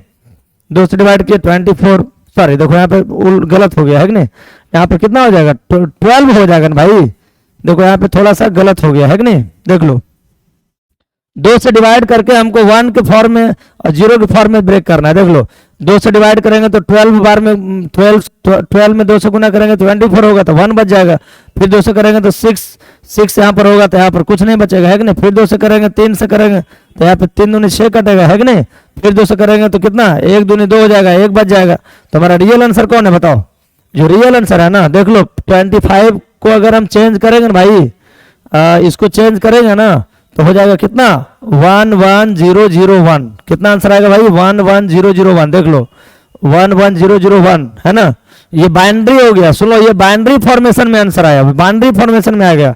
बाइनरी फॉर्मेशन में 2 ही डिजिट होते हैं 0 और 1, तो बाइनरी में पावर कितना 2 होता है। बाइनरी का बेस 2 लेंगे और इसका 10 लेंगे, है कि नहीं। ये दाशमिक है, ठीक है। इसका 10 लेंगे, इसका 2 लेंगे। किसी भी संख्या का निकालना है तो 2 से डिवाइड करते जाओ। 2 से करेंगे तो 12 दूनी 24 तो 1 बच गया। फिर 2 से करेंगे 6 दूनी 12 तो 0 बच गया, कुछ नहीं बचा। फिर 2 से करेंगे 3 दूनी 6 तो 0 बचा। फिर 2 से करेंगे तो 1 दूनी 1 2 होता है तो 1 यहाँ बच गया। तो देखो इसको ऐसे लिखा जाता है, इधर से नीचे से लिखे। इसका आंसर कैसे लिखते हैं, बाइनरी को हमेशा देखो इधर से रिप्रेजेंट किया जाता है, नीचे से ऊपर, है कि नहीं। तो यहाँ से चलिए 11001 आंसर आ गया। ये हमारा देखो बाइनरी सिस्टम में कन्वर्ट हो गया। हमारा आंसर कौन होगा 11001 कौन है बताओ, सी आंसर है। देख लो ये हमारा सी आंसर आ गया, है कि नहीं। चलिए 27 क्या कहता है, सॉरी 37 में आते हैं भाई। 37 आंसर क्या कर रहा है, सुन लो 37 का क्वेश्चन क्या है। 37 में कर रहा है बाबू, देखो इधर ध्यान दो। कर रहा है क्वेश्चन में ना कि विवर्तन फ्रिंजों की चौड़ाई व्यतिकरण फ्रिंजों। देख लो यहाँ पर 2 तरह का फ्रिंज लिया गया है, ठीक है। एक है fringe of diffraction fringe is width of interference fringe. देख लो 2 तरह का फ्रिंज है, एक विवर्तन फ्रिंज है और एक व्यतिकरण फ्रिंज है। फ्रिंज 2 तरह का यहाँ बात कर रहा है, विवर्तन और व्यतिकरण, है कि नहीं। विवर्तन को हम लोग कहते हैं डिफ्रैक्शन और व्यतिकरण को कहते हैं इंटरफेरेंस, है ना। 2 तरह का फ्रिंज में भाई एक है डिफ्रैक्शन फ्रिंज, एक है आपका इंटरफेरेंस फ्रिंज, है कि नहीं। अब कहता है कि इसमें क्या होता है दोनों के बीच, क्या दोनों का फ्रिंज सेम होता है। उसका जो चौड़ाई होता है फ्रिंज का चौड़ाई यानी विड्थ ऑफ डिफ्रैक्शन फ्रिंज, है ना। यानी फ्रिंज का जो चौड़ाई होगा विड्थ जो उसका होगा, विड्थ में चौड़ाई होता है कि नहीं। अब कह रहा समान होता है कि असमान भाई, तो ये जो है ना अनइक्वल होता है, समान नहीं होता है, ठीक है। दोनों का जो फ्रिंज का चौड़ाई है ना, दोनों का जो फ्रिंज विड्थ है ना वो कभी सेम नहीं होता है, दोनों का अनइक्वल होता है। हमारा आंसर कौन हो जाएगा बताओ, आंसर हो जाएगा हमारा बी, है कि नहीं। चलो 38 में आते हैं। 38 क्या कहता है सुन लो। 38 कह रहा है भाई कि एक प्रकाश किसके बराबर होता है, एक प्रकाश वर्ष the light year is equal to. देख लो बिल्कुल ये सिंपल क्वेश्चन है। लाइट ईयर जो है ना 9.46 गुना 10 की पावर 15 मीटर के इक्वल होता है, ठीक है, क्लियर। देख लो हम लोग एकदम देखो एक बार शुरू किए 38 तक आए, है कि नहीं। देखो तुमको क्या करना है ना कि बारीकी से सारे क्वेश्चंस को देखना है, समझना है और बस प्रैक्टिस करना है, ठीक है। और बच्चों को बताना भी है कि भाई देखो कितना बेहतर तरीके से सॉल्यूशन किया जा रहा है, ठीक है। बस तुमको औरों तक पहुंचाना है। अगर तुम्हारे रिलेशन में कोई है, तुम्हारे कांटेक्ट में कोई है या तुम्हारे अगल बगल कोई बच्चा है तो सारे बच्चों को आप इन्फॉर्मेशन दीजिए कि देखो भाई क्वेश्चन बैंक का सोल्यूशन जो हो रहा है ना बिल्कुल औरों से हटके, है कि नहीं। तुम जो भी सोल्यूशन देखता होगा ना उसमें केवल बस ऐसे ही आंसर बताया जाता है भाई। उस तरह से तुम क्या करोगे, तुमको तो एक एक चीज को सीखना है कि नहीं। अब बताओ जब सीखना है तो हमको बनाना पड़ेगा, है कि नहीं। थोड़ा टाइम लगेगा लेकिन जब एक बार बना लोगे ना तो पूरा तुम्हारा माइंड में सेटअप बन जाएगा। और जो लड़का अभी से बनाते जा रहा है वो जनवरी में जाके फोड़ देगा, है कि नहीं। जो फरवरी वाला जो एग्जाम है ना तुम लोग का जाके एकदम फोड़ देगा। देखो अभी जो हम लोग है ना धीरे धीरे बारूद भर रहे हैं, है कि नहीं। और वही बारूद आगे जाके गोला बन के फट जाएगा, समझ रहे हो ना। तब तुमको मजा आएगा जब रिजल्ट निकलेगा ना भाई, तब लगेगा कि नहीं हमने मेहनत किया था। बस मेहनत के लिए 2-3 महीने, देखो लास्ट का पढ़ाई मेन होता है, ठीक है। तुम शुरू से बहुत पढ़ाई किया, बहुत पढ़ा और लास्ट में घबरा जाओगे ना सब कुछ खत्म हो जाएगा, है कि नहीं। बस मार्क्स का इंपॉर्टेंस है भाई। अब देखो कुछ लड़का बोलता है कि मार्क्स लाके क्या करेंगे, भाई बहुत काम होता है। सबसे पहले है कि मार्क्स ना हमारा पैसेंस को दुगना कर देता है, है कि नहीं। जो हमारा पैसेंस है, जो हमारा कॉन्फिडेंस है, उसको एकदम डबल कर देगा, है कि नहीं। जिंदगी में आप किसी का कम मार्क्स आता है, फ्रस्ट्रेट होकर गाँव चला जाता है, भाग जाता है, नहीं आए नहीं पढ़ेंगे। लेकिन अगर किसी का अच्छा मार्क्स आ गया ना, उसमें कॉन्फिडेंस आ गया, वही बच्चा आगे जाके, अगर खराब बच्चा का भी अच्छा मार्क्स आ जाता है ना, कॉन्फिडेंस के दम पे वो जॉब ले लेता है, बड़ा काम कर लेता है कि नहीं। तो तुमको मार्क्स के लिए मेहनत करना है, ठीक है। मार्क्स का इंपॉर्टेंस होता है जिंदगी में, है कि नहीं। ध्यान दो, उधर सुनोगे। अब क्या कहता है, सुनो 39 में क्या करा, सुन लो भाई। जब किसी एमीटर को शंट किया जाता है, ठीक है, तो उसका परिपथ का कुल प्रतिरोध क्या होता है। If any ammeter is shunted then the total resistance of circuit. अगर किसी एमीटर को शंट करेंगे ना, तो उसका प्रतिरोध क्या होगा, घट जाएगा। देख लो आंसर कौन होगा, डिक्रीज हो जाएगा, है कि नहीं। चलो 40 में क्या कहता है, सुनो। अब बिल्कुल आसान क्वेश्चन है, देख लो ये सब क्वेश्चन आसान है, तुरंत बन जाएगा, ठीक है। जो क्वेश्चन उतना देर में बना है ना, अब तुरंत बन जाएगा, है ना, तुरंत बन जाएगा, 10 मिनट में सारा सोल्यूशन हो जाएगा, है कि नहीं। ध्यान दो। अब क्या कहता है, किसी अर्चालक का तापमान गुणांक का मान होता है, the temperature coefficient of semiconductor ऋणात्मक हो जाता है, नेगेटिव होता है कि नहीं। और देख लो 41 में क्या कह रहा है, सुन लो। 41 में कह रहा है ना बाबू, सुनो 41 में कह रहा है ना कि यदि साइक्लोट्रॉन में आवेशित कण का आवर्तकाल तथा महत्तम चाल आवर्तकाल टी या महत्तम भी हो, T is the time period and V is the maximum speed of a charge particle, कौन आंसर सही होगा। देख लो टी प्रोपोर्शनल भी होता है कि नहीं। ये हमारा करेक्ट आंसर हो जाएगा। 42 में आता है, सुन लो 42 में क्या कहता है, सुन लो 42 में कहता है ना भाई कि वान डी ग्राफ जनरेटर एक ऐसी युक्ति है जिसके द्वारा उत्पन्न होता है, केवल उच्च वोल्टेज होता है। सुन लो हाई वोल्टेज होता है, ओनली हाई वोल्टेज। वान डी ग्राफ का यूज केवल हाई वोल्टेज के लिए किया जाता है, बाकी किसी के लिए नहीं, है कि नहीं। 43 में क्या कहता है, सुन लो 43 में कहा जाता है ना भाई क्वेश्चन में कि जब प्रकाश स्रोत और पर्दे के बीच की दूरी बढ़ा दिया तो फ्रिंज की चौड़ाई क्या होता है। सुन लो when the distance between source of light is increased then fringe width. सुन लो जब प्रकाश किरण और पर्दे के बीच की चौड़ाई को बढ़ा दिया था तो फ्रिंज जो है घट जाता है, डिक्रीज कर जाता है कि नहीं। इसका आंसर कौन हो जाएगा, डिक्रीज आंसर हो जाएगा, है कि नहीं। देख लो इसका आंसर कौन होगा, डिक्रीज। ओके, इसका आंसर घट जाता है। देख लो अगला क्वेश्चन क्या कर रहा है, सुनो रेडियो सक्रियता का मात्रक क्या है। सुन लो the unit of radioactivity, है ना, इसका यूनिट होता है क्यूरी, क्यूरी इसका मात्रक होता है, ठीक है। रेडियो सक्रियता का आंसर क्यूरी होता है, ठीक है कि नहीं। चलिए अब आते हैं 45 में। अब कहता है सबसे ज्यादा वेधन क्षमता किसका होता है, विच ऑफ द फॉलोइंग है द हाईएस्ट पेनिट्रेटिंग पावर। भाई देखो सबसे कम वेधन क्षमता होता है अल्फा किरण का, उसके बाद थोड़ा सा बढ़ता है बीटा किरण में, उसके बाद सबसे ज्यादा गामा का होता है, ठीक है। तो बाबू देख लो 45 का जो आंसर है ना, 45 का आंसर हो जाएगा गामा रेज, है ना, यानी गामा किरणों का सबसे ज्यादा होता है पेनिट्रेटिंग पावर और अल्फा का सबसे कम होता है, ठीक है।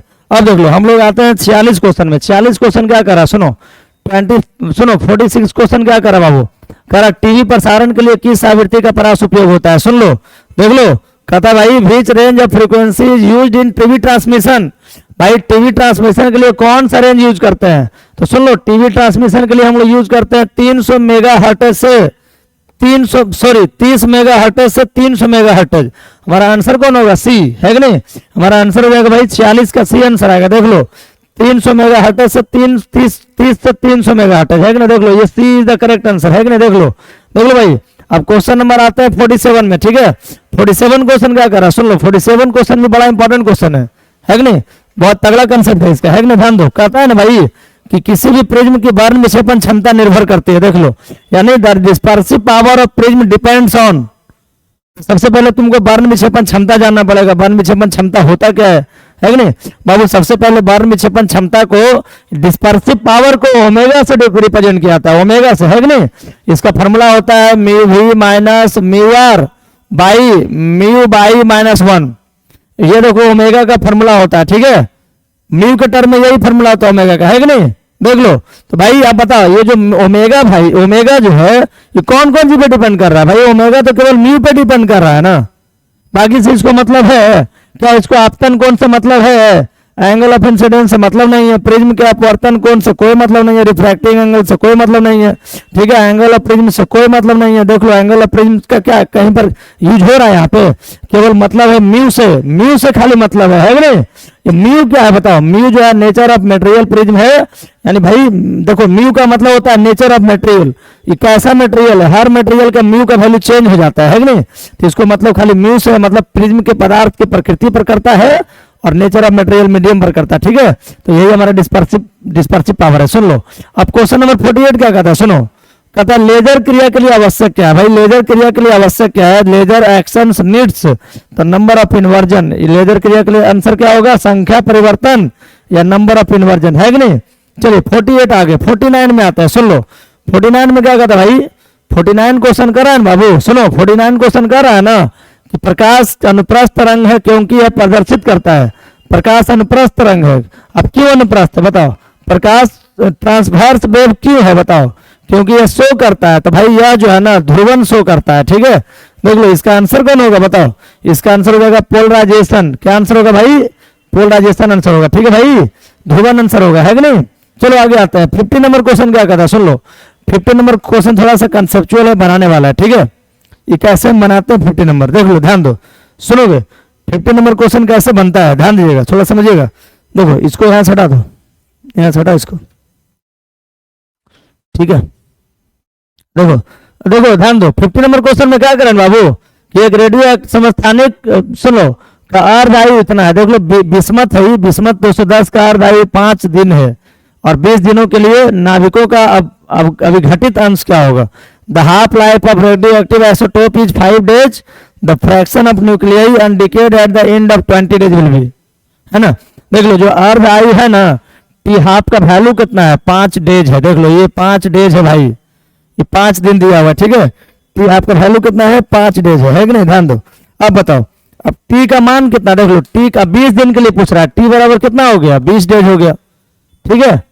अब देख लो अब यहाँ पर क्या पूछ रहा है, सुन लो हमको निकालना क्या है, सुन लो हमको जो निकालना है ना यहाँ पे, तो भाई number of half life, number of half life कितना आएगा बताओ, जो नंबर ऑफ हाफ लाइफ आएगा ना भाई, तो नंबर ऑफ हाफ लाइफ अगर निकालना है, अर्ध आयु की संख्या, इसको हिंदी में क्या बोलते हैं, अर्ध आयु की संख्या बोलते हैं, ठीक है, अर्ध आयु की संख्या। तो अर्ध आयु की संख्या कितना आ जाएगा, देख लो ये हो जाएगा आपका कितना 5/20, ठीक है। सुनो अर्ध आयु की संख्या पूछ रहा है, ठीक है, तो कितना हो जाएगा भाई, सुन लो अर्ध आयु की संख्या कैसे निकालते हैं, ठीक है। तो ये हो जाएगा आपका कितना, अर्ध आयु की संख्या निकालना, देखो टोटल टाइम आपका 20 है, टोटल टाइम कितना है 20 है, और आप हाफ टाइम कितना है 5 है, तो भाई अर्ध आयु की संख्या निकालना है ना, तो टोटल टाइम में हाफ टाइम से डिवाइड करेंगे, 20 बटा कितना 5 हो जाएगा, यानी हमारा आंसर कितना आएगा 4 आ जाएगा, अर्ध आयु संख्या कितना है 4 है, ठीक है। अब हमको क्या निकालना है, सुन लो अब हमको निकालना है, चूंकि सुनो अब एन जो है ना टी सेकेंड पर फॉर्मूला क्या आता है, N T equal to N naught into 1/2 का पावर एन। देखो ये जो है ना एन का मान आया, एन का मान कितना आ गया 4 आ गया, ठीक है। ध्यान दो सुनोगे 1/2 का पावर कितना होता है एन होता है, देखो ये आपका कितना आ गया 4 आ गया, ठीक है। देखो इसको कैंसिल करेंगे 4 आंसर आ जाएगा, है कि नहीं। अर्ध आयु की संख्या निकालना है, सुन लो और देख लो अब कह रहा नाभिकों के अवघटित अंश यानी अनडिकेड ऑफ 20 days निकालना, ठीक है। अब देखो यहाँ से N T by N naught का जो मान है ना ये कितना हो जाएगा 1/2 का पावर एन है भाई, ये एन है ना, एन का मान कितना आ गया, ये हो जाएगा 1/2 का पावर एन का मान कितना 4 है, ठीक है। तो ये कितना हो जाएगा बताओ 1/2 का पावर 4 यानी 1 बटा कितना 16, यानी हमारा आंसर कौन हो जाएगा डी आंसर हो जाएगा, है कि नहीं। ये D is the correct answer. देख लो हाफ लाइफ दिया हुआ है 5 days, ठीक है, और टाइम टोटल 20 दिन में निकालना है हमें, तो भाई अर्ध आयु की संख्या निकालना है, तो टोटल टाइम में जो हाफ लाइफ उसको भागा दे देंगे, 4 आंसर आ गया, वो एन का मान होगा। और ये हमारा फॉर्मूला होता है N is equal to N naught into half का पावर एन, है कि नहीं। तो यहाँ से एन नॉट बाई एन करें, एन टी बाई एन करेंगे, एन टी बाई एन कितना आ जाएगा देख लो 1/16 आंसर आएगा, है कि नहीं। चलिए 51 में आते हैं। 51 क्या कहता है सुनो, 51 क्वेश्चन क्या करे बाबू सुनो, इंपॉर्टेंट है। दो आवेशों के बीच विद्युतीय बल एवं गुरुत्वीय बल का अनुपात निम्नलिखित में से किस रूप में होता है। So the ratio of electric force and gravitational force acting between two charge, ये 10 के पावर 42 के रूप में होता है, ठीक है। बिल्कुल आसान क्वेश्चन था ये, सुन लो इसको याद करना है भाई। अगला क्वेश्चन क्या कहता है 52 में आता है, सुन लो 52 क्वेश्चन क्या कर रहा है, दो आवेश दिया रहेगा, देख लो यहाँ पे दो आवेश दिया हुआ है, पहला आवेश क्यू है, दूसरा आवेश भी कैपिटल क्यू है, और बीच में एक छोटा क्यू चार्ज रखा गया, ठीक है। अब दोनों का डिस्टेंस हम मान लेते हैं टोटल डिस्टेंस x है, ठीक है भाई। तो ये हो जाएगा x/2 और ये भी कितना हो जाएगा x/2। अब क्वेश्चन में क्या कर रहा है सुन लो कि दो आवेश क्यू को मिलानो रेखा के बीच में एक आवेश क्यू रखा हुआ है, तो आवेशों के इस व्यवस्था में संतुलन के लिए क्यू का मान पूछ रहा है, यानी छोटा क्यू का मान क्या होगा, ठीक है। Charge Q placed at the centre of line joining two charge capital Q, दो कैपिटल क्यू चार्ज है, उसके सेंटर पर केंद्र पर एक छोटा चार्ज रखा गया, ठीक है। ध्यान दो सुनोगे। आप देख लो, ध्यान दो, सुनोगे। अब क्वेश्चन में क्या कर रहा है भाई कि अगर वो इक्विलिब्रियम कंडीशन में है तो छोटा चार्ज का मान क्या होगा। इक्विलिब्रियम का मतलब संतुलन की अवस्था में है कि नहीं, तो छोटा चार्ज का मान पूछ रहा है। ठीक है, क्या होगा भाई, देख लो। देखो इक्विलिब्रियम का मतलब क्या होता है, देखो इक्विलिब्रियम का मतलब होता है नेट फोर्स का मान जीरो है। नेट फोर्स कितना है बाबू, जीरो है। ठीक है, ध्यान दो, सुनोगे। आप देख लो, तो नेट फोर्स अगर निकालेंगे तो एक बार देख लो, नेट फोर्स निकालते हैं इस पूरा के लिए, दोनों कैपिटल क्यू के लिए, एक बार कैपिटल क्यू और स्मॉल क्यू के लिए निकालते हैं। तो कैपिटल क्यू के लिए नेट फोर्स कितना हो जाएगा, 1/4 pi epsilon not capital Q into capital Q by x square plus 1/4 pi epsilon not capital Q into small Q by x/2 का होल स्क्वायर। अब बराबर कितना, जीरो हो गया, है कि नहीं। अब यहां से अगर मैं सोल्व करूंगा ना तो 1/4 pi epsilon not capital Q into capital Q by x square बराबर कितना, minus 1/4 pi epsilon not capital Q into small Q by x square. ये देखो नीचे में जो आपका 2 का स्क्वायर था ना, ये ऊपर जाके गुना हो जाएगा, देख लो ये -4 से गुना हो गया, है कि नहीं। अब देख लो 1/4 पाई से 4 पाई कैंसिल, क्यू से क्यू कैंसिल, एक्स स्क्वायर से एक्स स्क्वायर कैंसिल, यहाँ पे कितना बच गया, capital Q is equal to -4 into small Q, इसलिए स्मॉल क्यू कितना आ जाएगा, माइनस कैपिटल क्यू बाई 4। ये हमारा करेक्ट आंसर होगा भाई, सुन लो। यानी हमारा आंसर कौन हो जाएगा, -q/4, यानी आंसर बी हो जाएगा, है ना। देख लो ये आंसर बी आंसर हमारा करेक्ट आंसर है। ठीक है, तो भाई 52 का आंसर कौन आ गया, बी आ गया, है कि नहीं। 52 का आंसर बी आ गया। ठीक है, तो बी बना लो इसको, है कि नहीं। चलो आगे बढ़ते हैं। अब देख लो 53 में क्या कहता है, सुन लो। 53 क्वेश्चन में कह रहा है बाबू कि सुनो, विद्युतीय द्विध्रुव आघूर्ण और विद्युत क्षेत्र का तीव्रता ई के बीच का कोण क्या होगा, द्विध्रुव साम्यावस्था में रहेगा। ठीक है, देख लो, what is the angle between the electric dipole moment and electric field strength E when the dipole is an stable equilibrium. सुन लो, जैसे मान लो ना कि ये हमारे पास इलेक्ट्रिक फील्ड है और यहाँ पर अगर मान लो कोई द्विध्रुव है, ये डायपोल है, ये स्टेबल इक्विलिब्रियम में है। अब बताइए इसके बीच इसके बीच इसको बोलते हैं क्या, पी, डायपोल मोमेंट, द्विध्रुव आघूर्ण है और ये इलेक्ट्रिक फील्ड है। तो साम्यावस्था में तभी रहेगा, साम्यावस्था का मतलब क्या, इक्विलिब्रियम में तभी रहेगा, तो दोनों के बीच का एंगल 0 डिग्री हो जाएगा। देख लो पी और ई के बीच का एंगल कितना होगा, 0 डिग्री हो जाएगा, तब ये साम्यावस्था में होगा, है कि नहीं। हमारा आंसर कौन हो जाएगा, डी हो जाएगा। अब चलिए 54 में आते हैं। 54 नंबर क्वेश्चन क्या कहता है, सुन लो। कहता है निम्नलिखित में से कौन सदिश राशि है। ठीक है, which of the following is vector quantity, इसमें वेक्टर कौन है, तो डी हो जाएगा, तीव्रता सदिश राशि है, देख लो, है ना। विच of the following quantity is vector, तो डी आंसर हो जाएगा इसका। इलेक्ट्रिक इंटेंसिटी कौन आंसर आएगा, बताओ, इलेक्ट्रिक इंटेंसिटी आंसर आएगा, है कि नहीं। अब अगला क्वेश्चन क्या कहता है, सुन लो। 55 में क्या करा भाई, 55 क्वेश्चन में कह रहा है ना कि आपका देखो यहाँ पर बाई का वैल्यू दिया हुआ, देख लो यहाँ पर एम्पलीट्यूड दिया हुआ है भाई, maximum amplitude produced due to interference of 2 waves given by इतना, बाई 1 दिया हुआ 4 sin ओमेगा टी, बाई 2 दिया हुआ 3 cos ओमेगा टी, है कि नहीं। अब देख लो, तो बाई 1 4 है, बाई 2 3 है। यहाँ पर देख लो a1 बराबर मान लेते हैं 4 और a2 कितना मान लेते हैं, 3 मान लेते हैं, एम्पलीट्यूड इसका हो गया, है कि नहीं। तो भाई अगर नेट इसका मान निकालेंगे ना तो रूट अंडर कितना हो जाएगा, देख लो ये नेट एम्पलीट्यूड निकालेंगे तो कितना हो जाएगा, रूट अंडर 4 का a1 का स्क्वायर प्लस a2 का स्क्वायर। देख लो a1 का स्क्वायर प्लस कितना, a2 का स्क्वायर, यानी 4 का स्क्वायर प्लस 3 का स्क्वायर बराबर कितना हो जाएगा, 16 प्लस 9 बराबर 25। हमारा आंसर कितना आएगा, 5 आ जाएगा, है कि नहीं। ये तो क्वेश्चन कह रहा था कि the value of maximum amplitude produced due to interference, है ना। अगर 2 तरंग दिया हुआ है भाई तो उसके द्वारा उत्पन्न व्यतिकरण का आयाम पूछ रहा था, तो आयाम का महत्तम मान कैसे निकालते हैं, फार्मूला क्या होता है, सुन लो। Root under a1 square plus a2 square plus 2a1 a2 cos theta, है कि नहीं। थीटा का मान 90 लेंगे, है कि नहीं, तो 0 हो जाएगा, है कि नहीं। सुन लो, तो यहाँ पर क्या बचेगा, root under a1 square plus a2 square plus 2a1 a2 cos theta, theta 90 लेंगे तो 0 उसका हो जाएगा, तो ये बचेगा, तो इसका आंसर 5 आ जाएगा। हमारा आंसर कौन होगा, बताओ, 5 आंसर आ जाएगा। ओके, तो हमारा 55 का आंसर कौन आ गया, 5 आ गया। देख लो, बड़ा इंपॉर्टेंट क्वेश्चन है ना, ये सबको बनाते रहना आपको। परिनालिका में चुंबकीय घूर्णन का घनत्व का सूत्र क्या होता है, B square by 2 mu naught. इसका आंसर कौन हो जाएगा, B square by 2 mu naught. The formula of magnetic energy density of solenoid, solenoid के लिए आंसर होता है ना, B square by 2 mu naught होता है। देख लो बी स्क्वायर बाई कितना, 2 म्यू नॉट। चलिए 56 का 56 हो गया। 57 में आते हैं, सुन लो क्या कहता है 57 क्वेश्चन थोड़ा सा बनाने वाला भाई, बड़ा इंपॉर्टेंट है, कंसेप्चुअल है, कैसे से बनता है देखिएगा। कहता है कि एक कुंडली में आपका धारा दिया हुआ है, यानी करंट दिया हुआ 0.1 second, I is equal to दिया हुआ 0.1 सेकेंड, है कि नहीं। अब कह रहा है कि 5 एम्पियर से 2 एम्पियर में परिवर्तित होती है।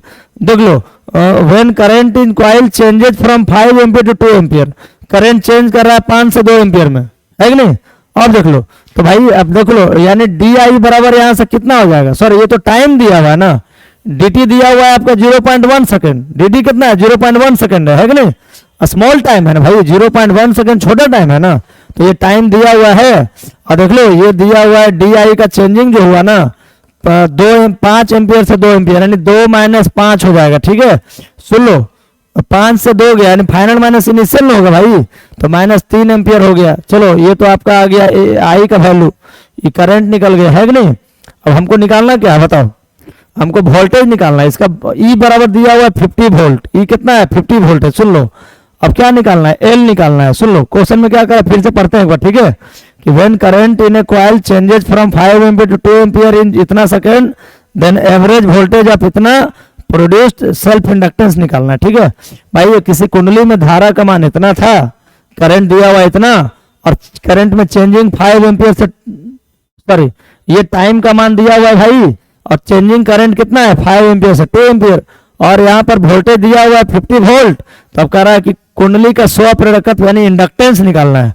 अब देख लो, इंडक्टेंस के लिए फॉर्मूला क्या पढ़ते हैं हम लोग, सुनो, ई बराबर फॉर्मूला क्या होता है -d∅dt, और यहाँ से कितना हो जाएगा, सुन लो, ई इज इक्वल टू हमारा फॉर्मूला कितना हो जाएगा -d/dt, फाई का फॉर्मूला कितना, फाई का होता है एल आई, है कि नहीं। देख लो फाई का फॉर्मूला कितना होता है, एल आई होता है, ठीक है भाई।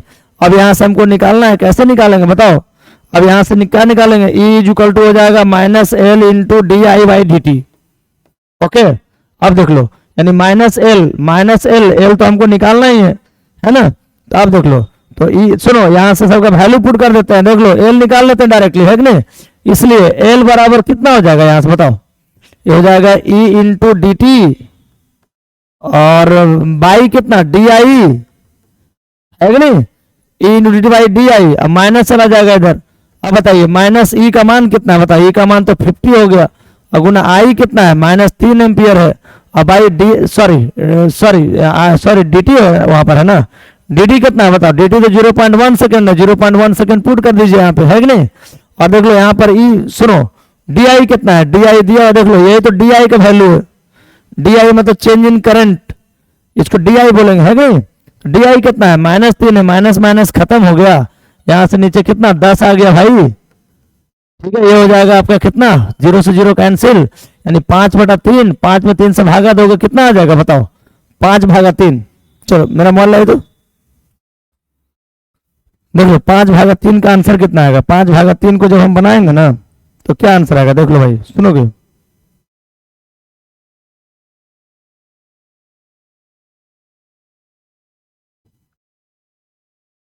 पांच में 3 से डिवाइड करेंगे, आंसर आएगा 1.66, है ना। यानी हमारा आंसर कितना आ गया 1.66। सुनो, तो ये हमारा, इसको लिख सकते हैं अप्रोक्सीमेटली 1.67 भी, है कि नहीं। ये हेनरी में आंसर आएगा भाई, हमारा आंसर हो जाएगा 1.67 हेनरी, है कि नहीं। तो ये हमारा करेक्ट आंसर हो गया, ठीक है भाई।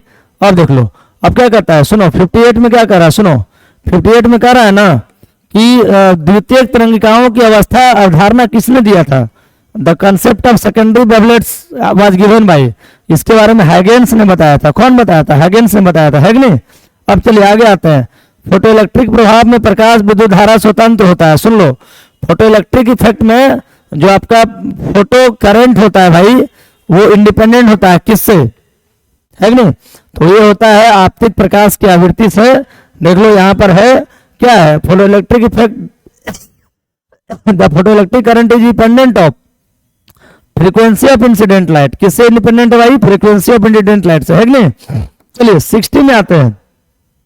कहता है कि दृश्य प्रकाश का जो स्पेक्ट्रम है ना, सुनो, दृश्य स्पेक्ट्रम के रंगों में किसका अधिक तरंग दैर्घ्य होता है। इन visual spectrum which colour has larger wavelength, है ना। विजुअल स्पेक्ट्रम में लार्जर वेवलेंथ किसका है, किस तरंग दैर्घ्य का ज्यादा मान होता है। सुनो करा किस कलर का, है ना, दृश्य स्पेक्ट्रम के रंगों में किसका अधिक तरंग दैर्घ्य होता है। सुनो दृश्य किसको बोलते हैं बताओ, दृश्य प्रकाश को बोलते हैं, ठीक है। अब बताइए प्रकाश जो होता है भाई, जो लाइट होता है तो 7 तरंग का मिश्रण होता है व्हाइट लाइट, है कि नहीं। उसमें सबसे ज्यादा किसका होता है बताओ, सबसे ज्यादा तरंग दैर्ध्य तो लाल रंग का होता है। तो बिल्कुल सिंपल क्वेश्चन था, ये लाल हो जाएगा, है कि नहीं। 61 में आता है, सुन लो 61 क्या कहता है बताओ। 61 क्वेश्चन कह रहा है बाबू, किसी परमाणु का नाभिक बना होता है, the nucleus of any atom is made of. तो ये परमाणु का जो नाभिक है ना, प्रोटॉन और न्यूट्रॉन से होता है कि नहीं। परमाणु के नाभिक में क्या क्या होता है, प्रोटॉन एंड न्यूट्रॉन, सबको पता होगा, है कि नहीं। और इलेक्ट्रॉन उसके चारों ओर चक्कर लगाता है, सबको पता होगा, है कि नहीं। ध्यान दो, सुनोगे। अब क्या कहता है 62 में आते हैं। 62 क्या कह रहा है, सुन लो। 62 में कह रहा है बाबू कि केवल धारता एक प्रत्यावर्ती धारा परिपथ में धारा और वोल्टेज के बीच कालांतर कितना होगा। अगर किसी सर्किट में केवल धारिता जुड़ा रहेगा, केवल कैपेसिटेंस है, अगर कोई ऐसी सर्किट है उसमें केवल कैपेसिटेंस है, तो केवल कैपेसिटेंस में दोनों के बीच वैल्यू कितना 90 हो जाएगा, है कि नहीं। देख लो आप, इसका आंसर कौन हो जाएगा आपका, बी आंसर होगा, 90 आंसर आएगा, है कि नहीं। 90 इज द करेक्ट आंसर। अब क्या कहता है सुन लो, 33 में क्या कहता है, 63 में आइए। 63 में कह रहा है भाई, निम्नलिखित में किस विद्युत चुम्बकीय विकिरण का तरंग दैर्ध्य न्यूनतम होता है। देख लो, which of the following electromagnetic radiations has minimum wavelength. भाई यहाँ पर सुनो, यहाँ पर बहुत सारा ऑप्शन दिया हुआ है भाई, इसमें मिनिमम वेवलेंथ किसका होता है, सबसे कम वेवलेंथ किसका होता है, सबसे कम तरंग दैर्ध्य किसका होता है। सबसे कम तरंग दैर्ध्य होता है गामा किरणों का, है कि नहीं। बिल्कुल लॉलीपॉप क्वेश्चन है, सब बनाना है तुमको, याद कर लेना है, ठीक है। 64 में आता है, सुन लो 64 में क्या कहता है भाई। 64 क्वेश्चन थोड़ा अच्छा क्वेश्चन है, इसको बनाना पड़ेगा, है कि नहीं। देखो इधर 64 में कह रहा है भाई कि convex lens of focal length 40 centimetre and concave lens, सुन लो, यानी एक उत्तल लेंस है जिसका फोकल लेंथ 40 है और अवतल लेंस का फोकल लेंथ 20 है। देख लो, यानी F1 जो है ना प्लस 40 सेंटीमीटर है और F2 जो है ना ये -20 सेंटीमीटर। देख लो, F1 का प्लस क्यों लिए, क्योंकि ये कॉन्वेक्स लेंस है, उत्तल लेंस है। F2 माइनस क्यों लिए, क्योंकि ये अवतल लेंस है। आपको पता है कि उत्तल लेंस का फोकल लेंथ होता है प्लस और अवतल का होता है माइनस, है कि नहीं। अब यहाँ पर हमको इक्विवेलेंट पूछ रहा है, इसका क्षमता पूछ रहा है। सबसे पहले हमको फोकल लेंथ निकालना पड़ेगा। फोकल लेंथ क्या होगा इसका, और इसका कॉम्बिनेशन का क्या पूछ रहा है, पावर, पावर पूछ रहा है, ठीक है। तो फोकल लेंथ कितना होगा, 1/f is equal to 1/f1 plus 1/f2। यहाँ से सुनो, F1 का मान कितना है भाई, 1/40 प्लस माइनस कर देते हैं 1/20, प्लस माइनस तो माइनस में हो जाएगा, क्योंकि F2 तो माइनस में है भाई। यहाँ पर देख लो 40 LCM ले लेंगे, कितना बचेगा, ये हो जाएगा 1 - 2, यानी -1/40 आंसर आ गया, ठीक है। -1, इसलिए F बराबर कितना आ गया, -40 सेंटीमीटर। बाबू अब हमको पावर निकालना है। देख लो, यहाँ से F1 पता था, F2 पता था, हमको इक्विवेलेंट निकालना था, ठीक है। तो 1/f वाला फॉर्मूला लगा दिए, माइनस में था तो माइनस में हो गया, है कि नहीं। 40 सेंटीमीटर इसका फोकल लेंथ आ गया, इसलिए पावर निकालना था ना। अब देख लो, इसलिए पावर कितना आएगा, पावर इज इक्वल टू हो जाता है 100/f सेंटीमीटर में, है कि नहीं। इस सेंटीमीटर में है तो 100/40 कर देंगे, माइनस में आंसर आएगा, 0 0 कैंसिल, 2.5 डायप्टर आ जाएगा भाई माइनस में, है कि नहीं। यानी हमारा आंसर कौन हो जाएगा, B. B is the correct answer. देख लो, इसका आंसर कौन आएगा भाई, बी आंसर आएगा, है ना। तो तुम इसको बना लो, बड़ा इंपॉर्टेंट क्वेश्चन है ये, कंसेप्चुअल क्वेश्चन है, बनाने वाला क्वेश्चन है कि नहीं। इसे आप बनाइए, देखो सॉल्यूशन के साथ बनाओ, है कि नहीं। जब तक सॉल्यूशन नहीं होगा मजा नहीं आएगा, सॉल्यूशन रहेगा तभी मजा आएगा, है कि नहीं। चलिए 65 में आते हैं। 65 क्या कहता है, सुन लो। कहता है कि भाई व्यतिकरण का जो घटना होता है ना, जो इंटरफेरेंस का रीजन होता है ना, जो इंटरफेरेंस का जो फिनोमेना होता है ना, उसका घटना का कारण क्या है, the reason for phenomenon of interference. जो इंटरफेरेंस हो रहा है, व्यतिकरण हो रहा है, तो व्यतिकरण का जो घटना है ना उसके लिए एक रीजन क्या है, कारण कौन है, कौन कारण उसके लिए रिस्पॉन्सिबल है कि नहीं। तो व्यतिकरण के लिए घटना का आयाम परिवर्तन होता है, चेंज इन एम्पलीट्यूड, है कि नहीं। चलो 66 में आते हैं, सुन लो। ये क्या कहता है भाई, ध्रुवित प्रकाश उत्पन्न करने के लिए किसको प्रयुक्त किया जाता है, which is use to produce polarised light. भाई ध्रुवित प्रकाश अगर रहेगा, अगर पोलराइज्ड लाइट रहेगा, उसके लिए हम लोग यूज करते हैं निकोल प्रिज्म का, है कि नहीं।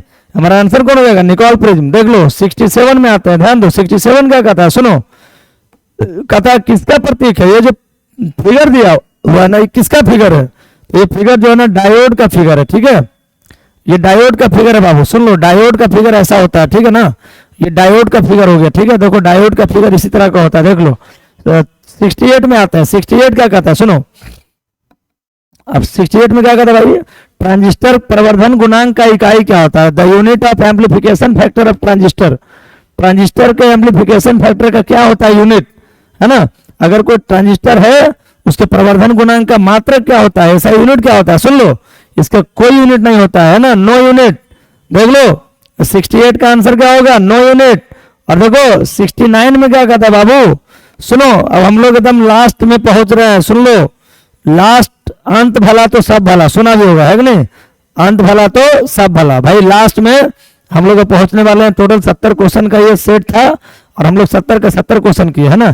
थोड़ा समय लगेगा बाबू, लेकिन अगर तुम बनाओगे ना तो तुम्हारा पूरा का पूरा कंसेप्ट क्लियर हो जाएगा, है ना। देख लो, थोड़ा मेहनत करना है, डरना नहीं है भाई, कितना समय लगेगा उससे क्या मतलब है। अगर तुम खुद से बना रहे हो, नहीं बन रहा है, तो मेरे साथ तुम बनाओ और उसको सॉल्व करो, है ना, और उसका सोल्यूशन देखिए, देखिए कितना मजा आता है बनाने में, है कि नहीं। थोड़ा सा मेहनत करना पड़ेगा, ध्यान दो। अब कह रहा है कि भाई निम्नलिखित में से कौन सा तर्क द्वार सार्वजनिक द्वार है, which of the following logic gates is universal logic gate. देख लो, यूनिवर्सल लॉजिक गेट कहा जाता है नैंड गेट को, है कि नहीं, नैंड को कहा जाता है यूनिवर्सल, है कि नहीं, ध्यान दो।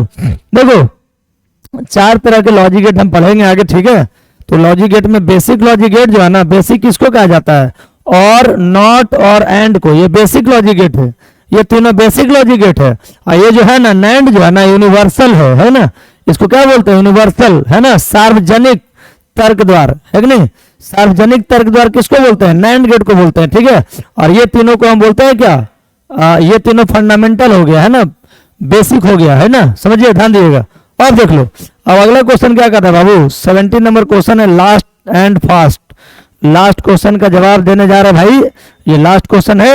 यूएचएफ आवृत्ति के तरंगे प्रायः कैसे संचारित होती है, waves of UHF frequency are generally transmitted as. अगर यूएचएफ है, यूएचएफ का मतलब क्या होता है, सुन लो, अल्ट्रा हाई फ्रीक्वेंसी, क्या होता है भाई, अल्ट्रा हाई, है कि नहीं। तो ये अल्ट्रा हाई जो है ना जनरली ट्रांसमिट कहां से होता है, सुन लो, अल्ट्रा हाई फ्रीक्वेंसी को हम लोग कहां से जनरेट करते हैं, सॉरी कहां से संचारित करते हैं, है ना, इसको ट्रांसमिट कहां से करते हैं, तो भाई अल्ट्रा को ना हम लोग ट्रांसमिट करते हैं अंतरिक्ष तरंग द्वारा, स्पेस वेव द्वारा, है कि नहीं। तो बाबू ये हमारा 70 क्वेश्चन का सोल्यूशन था, है ना। उम्मीद करते हैं सारे बच्चे इससे बनाएंगे, ठीक है। और देखो तुम्हारा काम क्या है ना, प्रत्येक बच्चा तक इस वीडियो को पहुंचाना, जो बच्चे नहीं देख रहे हैं, जो बच्चे क्वेश्चन बैंक नहीं बना रहे हैं, ठीक है। हम लोग इसका अपडेट करेंगे भाई, 2023 से लेकर 2009 तक का जो भी क्वेश्चन बैंक है ना, उसका 100% सोल्यूशन होगा, है कि नहीं। प्रत्येक बच्चे को सोल्यूशन देखना है भाई, और क्वेश्चन को बनाना है। जितना ज्यादा प्रैक्टिस करोगे फायदा तुम्हें है कि नहीं। ये 2 महीने के अंदर में पूरा का पूरा प्रैक्टिस कर लो।